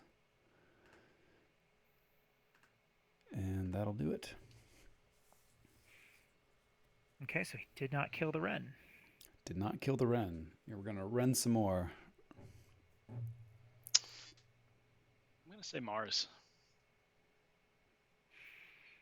Okay.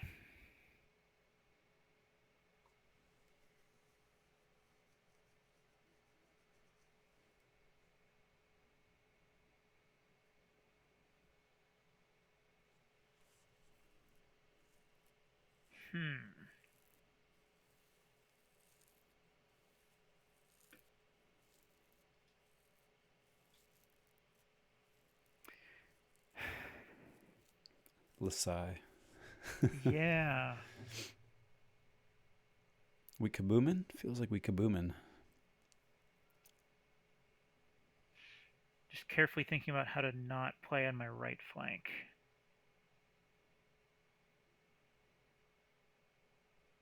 Ooh.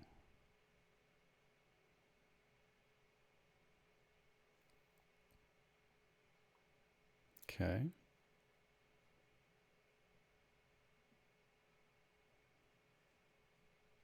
Yep. Okay. Cool, cool.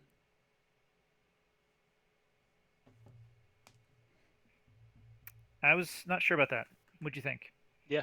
No, that's how I would have played that out. Okay, that's good to know.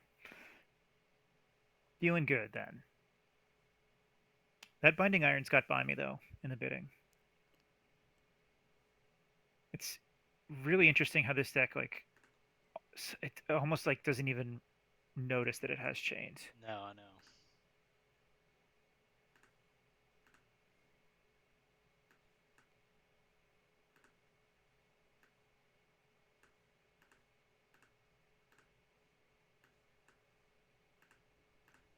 Okay.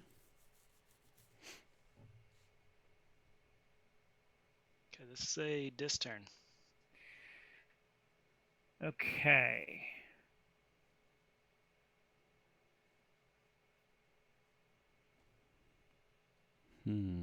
Interesting. Do I want the archive? I don't think so.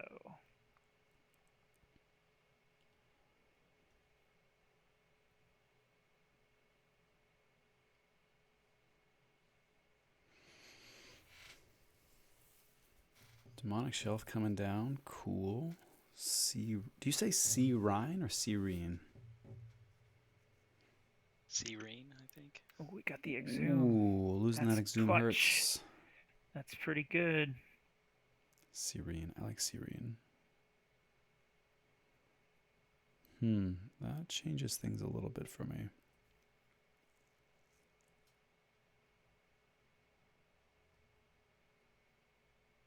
Yeah. Interesting. Interesting.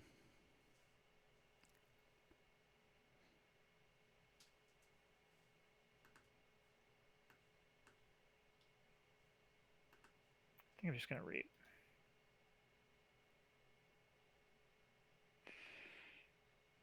Legit.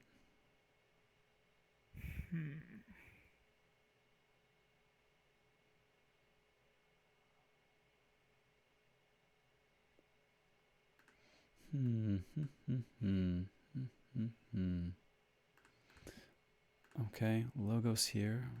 Get some new stuff.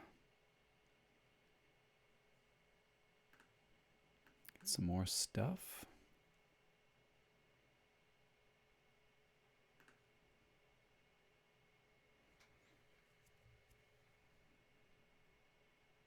Thought about fighting that turn.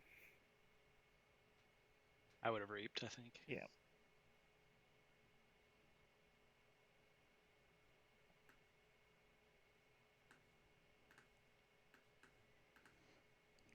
Daughter can come down.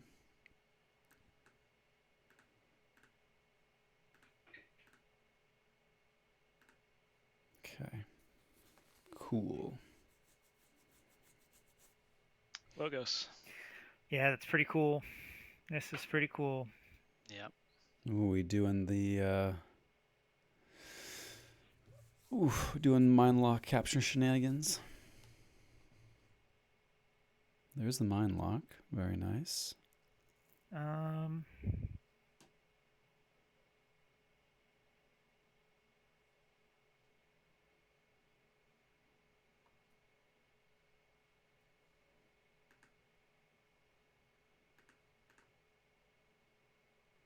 Yeah, it's kind of an odd choice, but Neat. I'm okay with it.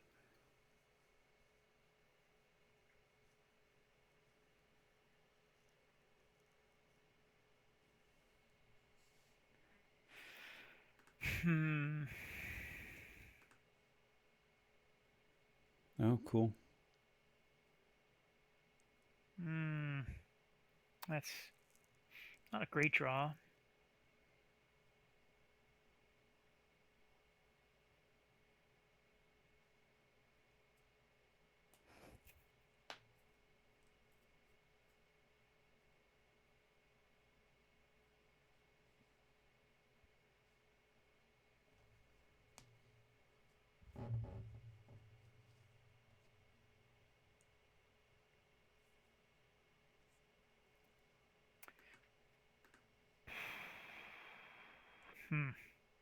That's not a great draw at all, but makes it a little bit harder for me.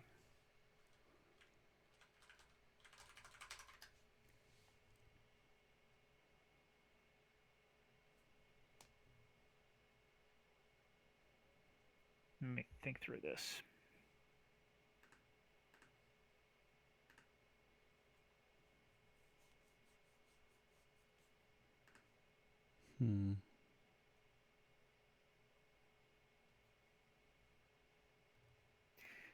Yeah, I think all these turns, I feel like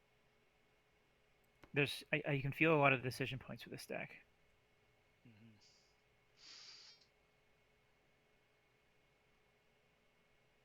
I probably should have. I don't think it mattered. I say I should have discarded the Skippy first, but I don't think it would have really changed anything.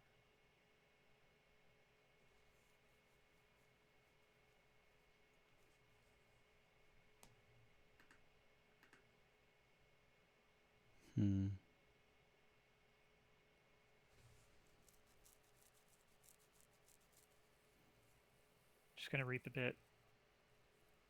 I'm going to ward the Tyrannus at this point. And I'm going to discard the Connectome. Boo. Yeah. All right, so.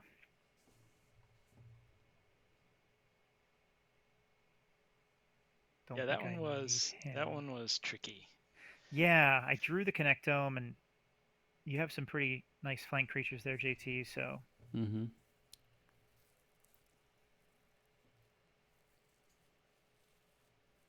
I think I would have been inclined to play the Skippy. Just for the capture? Well, for the capture and just for the archive also.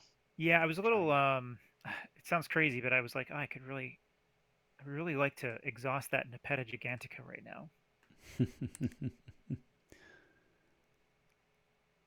think we gotta get rid of this one.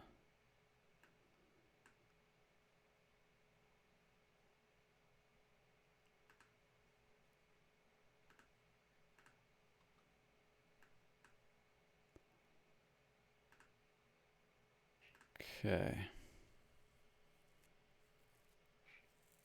Yeah, I was a little worried earlier about putting that Destroy Them All in the discard, but I don't think there was a way that I could hold it. Okay, what do we do here? This,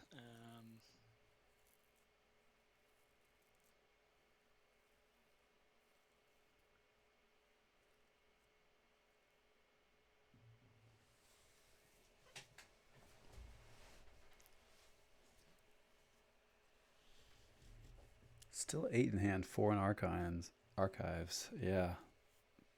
No, this is going to be a no dis chains. turn. Dis? Mm-hmm. Okay.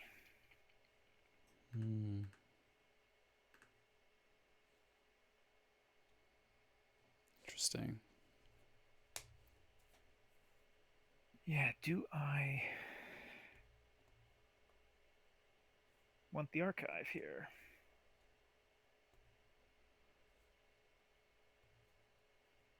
I don't think so.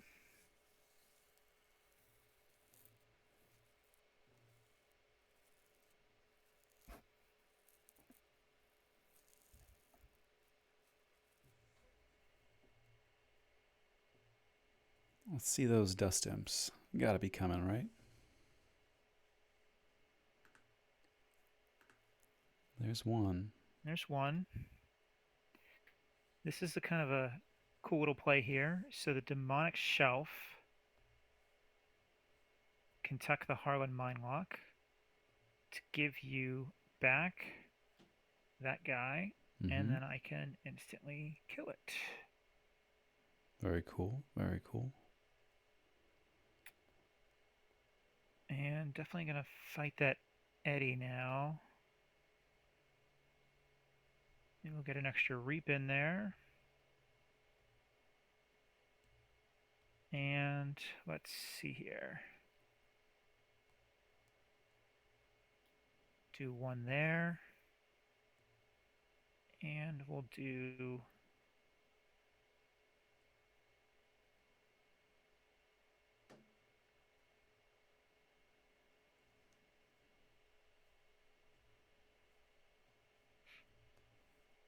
one there. Very nice.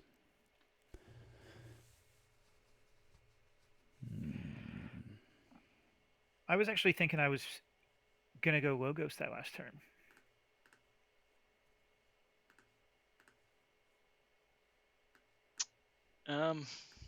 Yeah. I think they both did things. Oh, we lost Architect. Oh, there he is.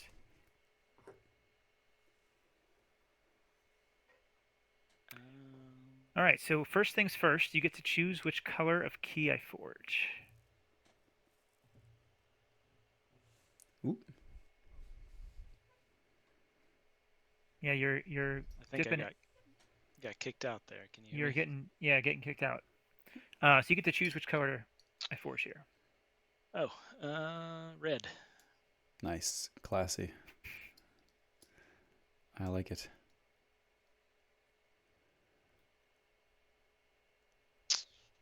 All right, let's see.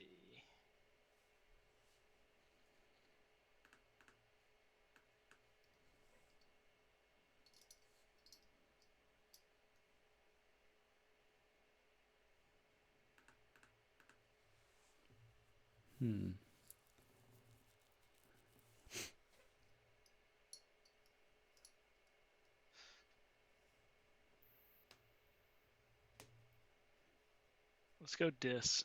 I like it. I was really hoping you'd say that. Ooh. Ooh. What do we got here?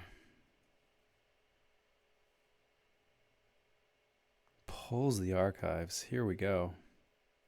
Dust Imp comes down with the capture. We're stopping the check here almost certainly. Okay. Discard Serene. Will we see the other arise? There it is. Nice. Nice. Just gonna, before I misclick anything, just gonna discard that right now. Protecting our brainstem antenna and Mars Duders. Very nice.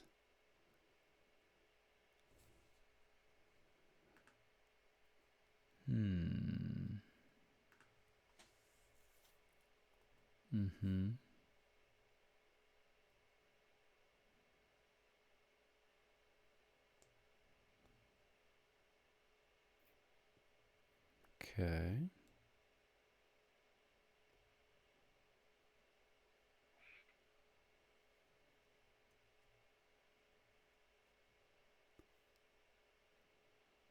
A lot of capture over there. Very nice.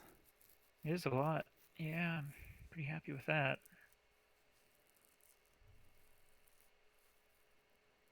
And I don't think there's any reason for me to use the shelf. Cool. Very cool. Still refusing to shed a chain. What a jerk. I know. I can't get rid of these chains. And it doesn't even matter. Doesn't even matter. Holy moly. Interesting. Skippies and discard. Okay. That's good at least. We'll go Logos here. Replay that exploiter. Steal one. And ride the wormhole. Harbinger of Doom. Okay, interesting. That is an interesting one.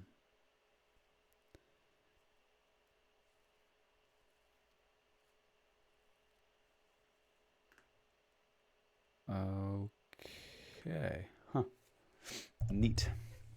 Neat. Dis. Seems pretty good. Okay. Let's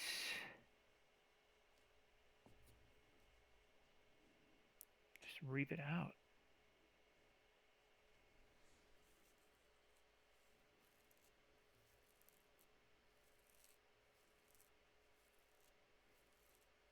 Mm-hmm. Make him pop that key to dis and blow the board wipe at the same time.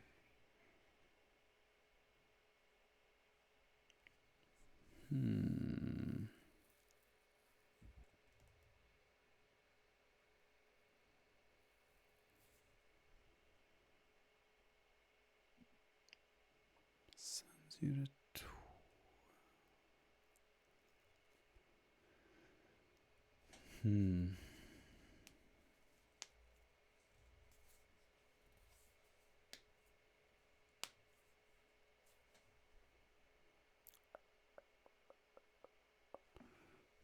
Stops that.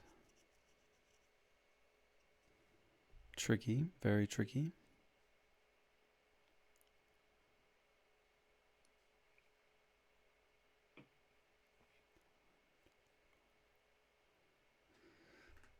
I think we go to dis here.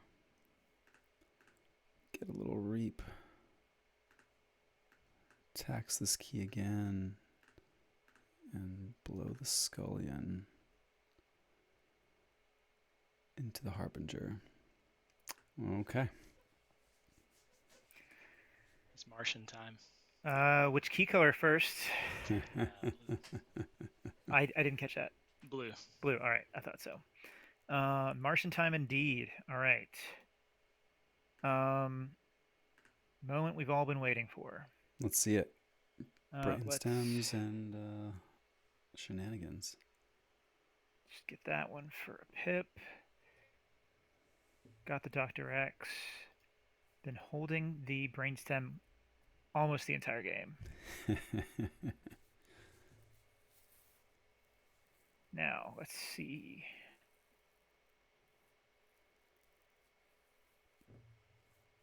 Got the mimicries back.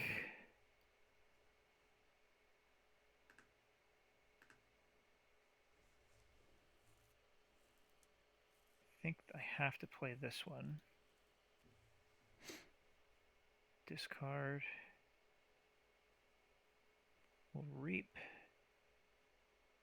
to get the Capulet.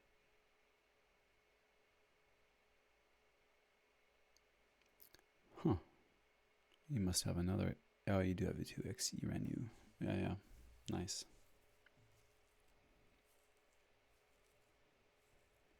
Discard it.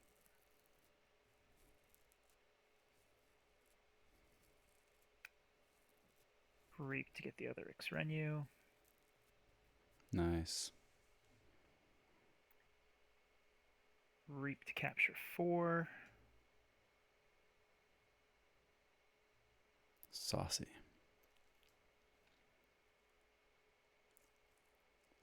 Using that action.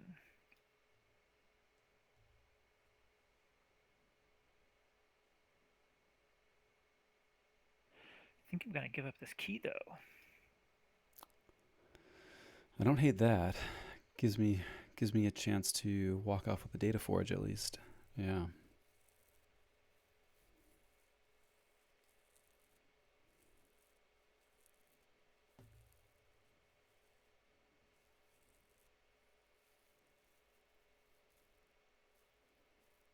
Oofa doofa.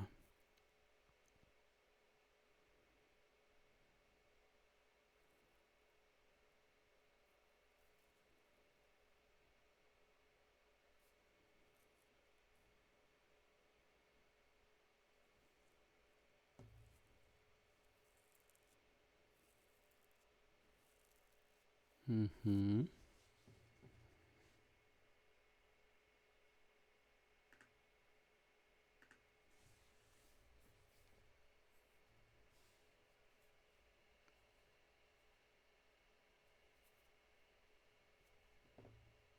Big think. Yeah, I'm going to discard the Kaboom because I don't think you can stop me in Untamed with a Mimicry. I think you'd need 2 Mimicries, and if you had 2, then you wouldn't need to. It wouldn't matter if the Kaboom was there. And I know you have the key to disc too, but you're obviously trying to save it.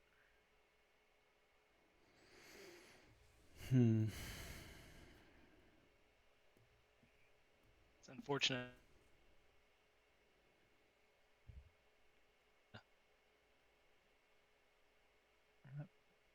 Oop, may have lost Architect there Yeah, again. you're cutting out again. So you said it's unfortunate? It's unfortunate Sinwix wasn't part of that Mars turn. Yeah. Well, he didn't have any creatures, right? No, but Sinwix has a capture pip, so it would have Ah, yes, you are correct then. That is stopped. very unfortunate that Sinwix was still in deck. Yep. Yep. Certainly untamed. Could be 2 mimicries then. It is going to be 2 mimicries. Wow.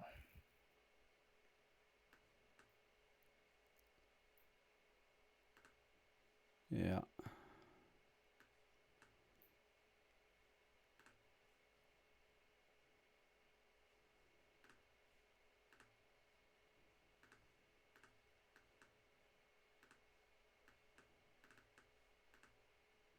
Okay.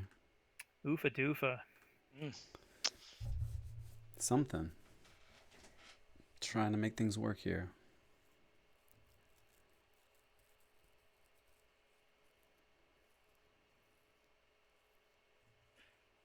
Now, I know you can't see my deck. Let me know if you need to know what's in there.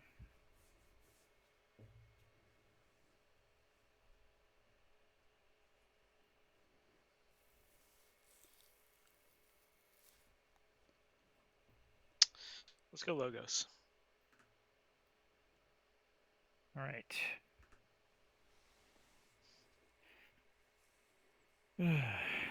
Put the daughter out. Hologramophone. Worm tunnel. Very cool. Hologramophone. Can't get the check.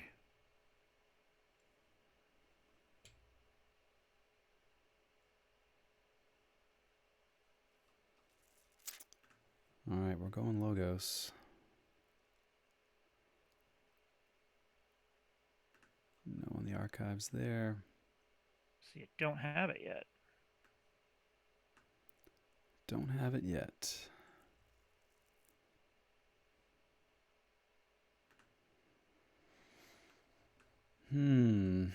Interesting.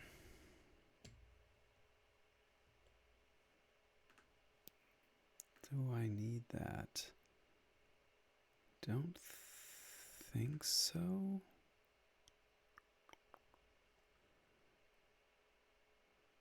That's more likely.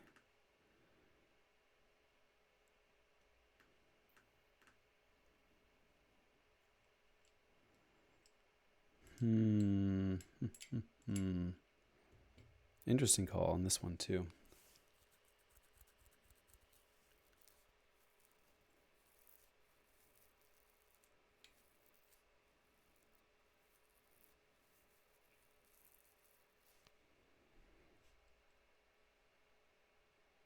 Okay.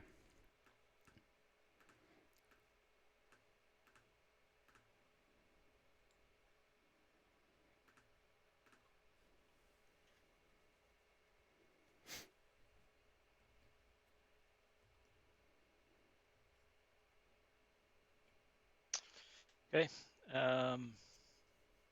This. All right. So I got an interesting line here that I might try. I think first things first, I'm going to Ecstasy Siphon before I do anything else. Legit. That's going to go 6 damage.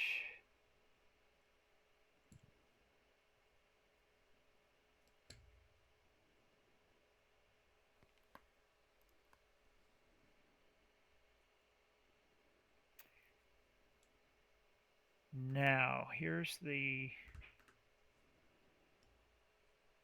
interesting thing. Can I do something? I can do that. If you're looking for something to do, there's that concede button in the upper right. I actually don't even know if you're going to need me to hit that button for you. It's down to the wire here. We'll see. just reading some very specific wording on cards. Ooh, hints. Dropping hints. Tryhard throws off some math. It's kind of fun. Yeah.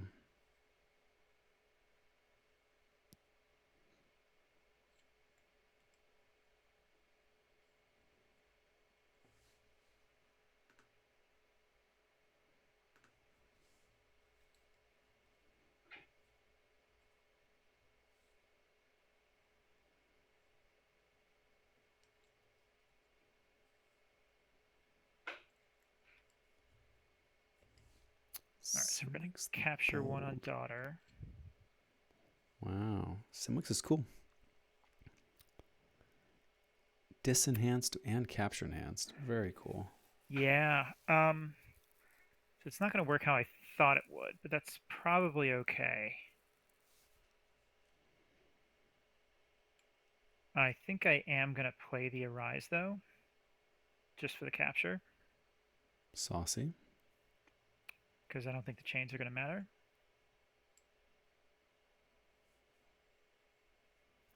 Ooh, Tryhard hits Got the Exhume again. Zoom. Oofa doofa. Wow. Nice hit. And let's take the Tryhard and kill your side. Very cool. Very All right. cool. Still can't get the check. What I was trying to do there, Architect, what I was thinking about doing was playing the Tryhard twice. Yeah. And I realized that if I did it twice, I would have to discard possibly the Arise, but definitely one of the other two cards in hand. Yep. So I ended up Yeah, deciding that's one of to those go once. cases where if you risk the Tryhard, you almost want to play it first so that it's less likely you'll hit the Arise. But that means you might also hit the Sinwix. Yeah, it's often a calculated risk. Yeah. To play the Tryhard.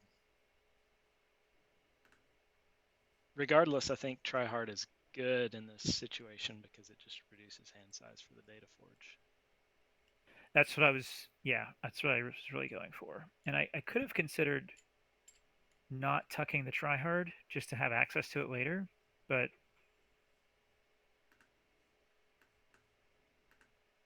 I thought about using the Demonic Shelf on the daughter. Yep. Just to take the ward off, wouldn't lose a creature. Right. Would only deal 3. Right. JT's spot removal is pretty limited now.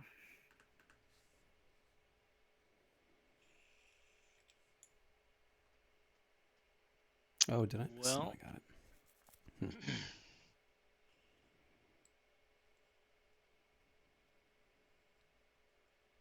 This is going to be a Logos turn.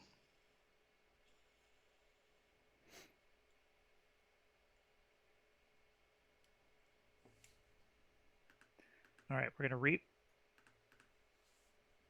So we're at check at least, but there is an Eddy coming.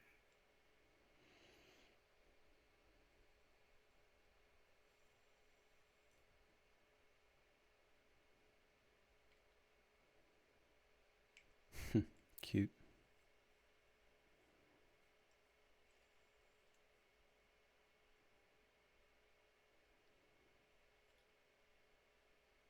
Yeah. Ward and everything. Ward and all the things.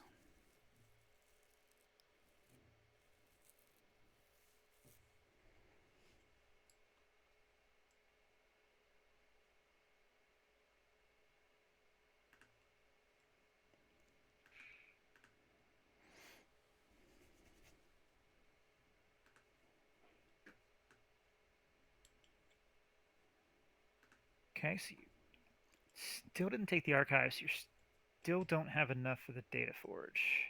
Not quite there.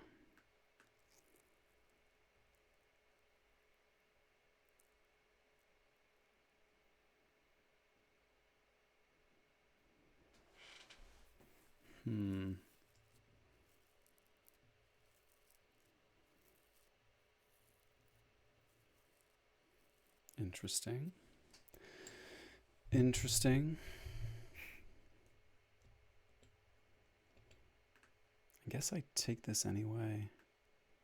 Just gives you capture fodder, but it's okay. Boost the old hand size. Tuck another card in archives. And pass. Mars. Okay. Another pretty good turn here. Do it. Very nice. Let's archive first. Okay, so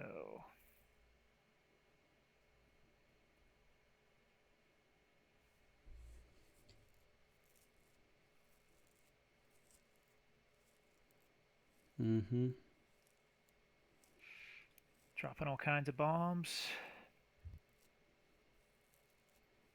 For sure. And here is the big one. Let's see what we've got. Ooh, I hit the Scullion. That's not good. Might take away one of your answers for the board. Interesting. Wanted to hit the Data Forge, obviously. For sure. For sure. Oofa doofa. Interesting.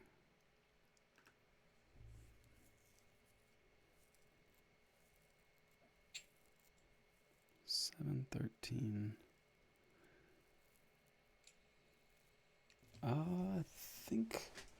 Sorry, let me do some math here. I can delay another turn. I think I've got it though, but getting to 12 with Obsidian Forge is tough enough. Data Forge is like, you know, I hear you. You know, so 7 in hand, 6 in archives puts me at 13 in hand. 1 reap is 14.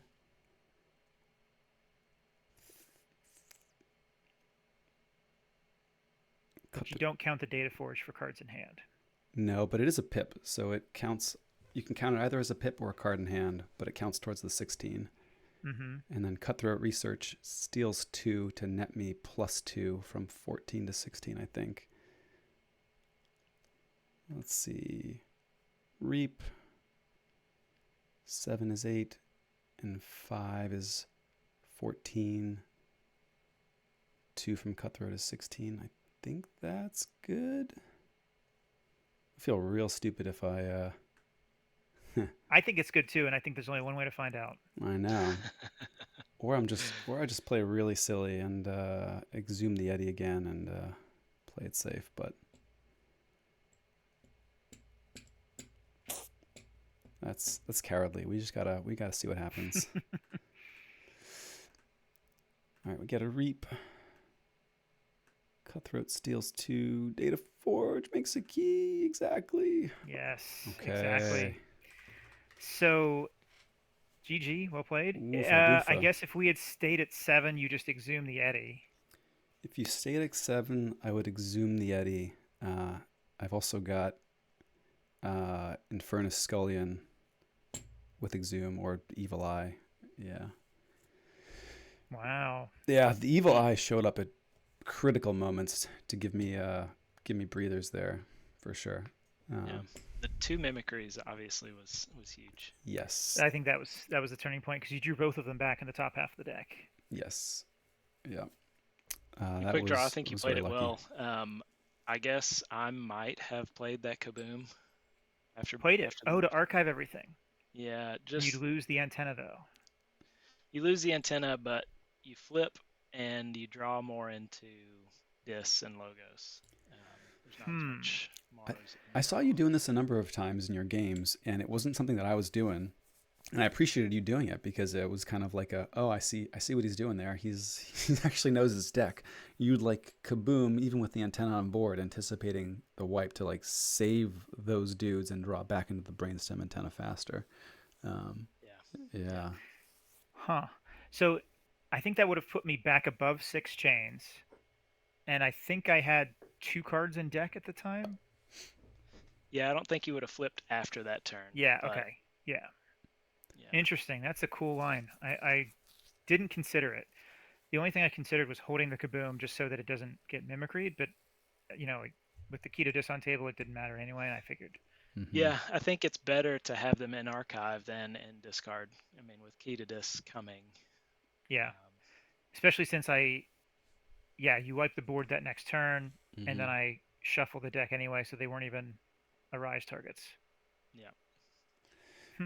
Yeah, and if you think about not having to draw those Mars dudes again, it's like worth the 3 chains on your quest to refine the BSA. That's true. That's yeah. a good call. That's a really interesting call. Interesting one. This is fun. This is a tricky deck. I definitely can see underestimating the impact of all the capture in Dis. Yeah. Mm-hmm. Yeah, because the pips being especially on dust imps and one of the sea rhines or sea reens. So obviously the 2 arises. Totally. Yeah, you can just blow up. You can capture with the dust imps, blow them up with the sea reens, and then arise it and do it again. So Ryan Floximo in the chat was saying that he thinks it's searing.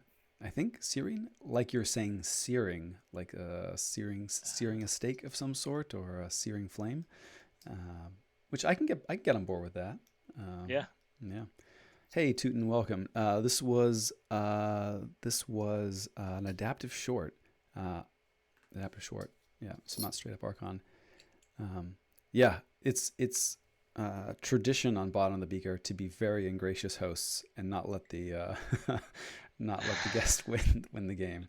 Well, this is actually, I will say, this is the first time we've ever not even let the guest play. Oh man, we're the worst. We suck. We're the We're worst. terrible people. It's all good. No, I'm excited to see someone else play. So. I always like watching other people play my decks too. So. Yeah. How many chains? It was 9 chains. It was 9 chains, which I'm gonna put into the tracker, as it were. How do you feel about the bid? I mean, it ended up being close, but I feel like I dodged some bullets and had some lucky draws to make it close. I don't know. Yeah, I mean the double mimicry was huge, and then also the Sinwix not being a part of that Mars turn. Yep, a stop check there would have been game over, I think. Yep. Yeah, I'm not sure if you'd have forged again after that. I don't think so. Maybe you would have, especially if I did play the Kaboom. Well, you wouldn't play the Kaboom if you took him off check, right?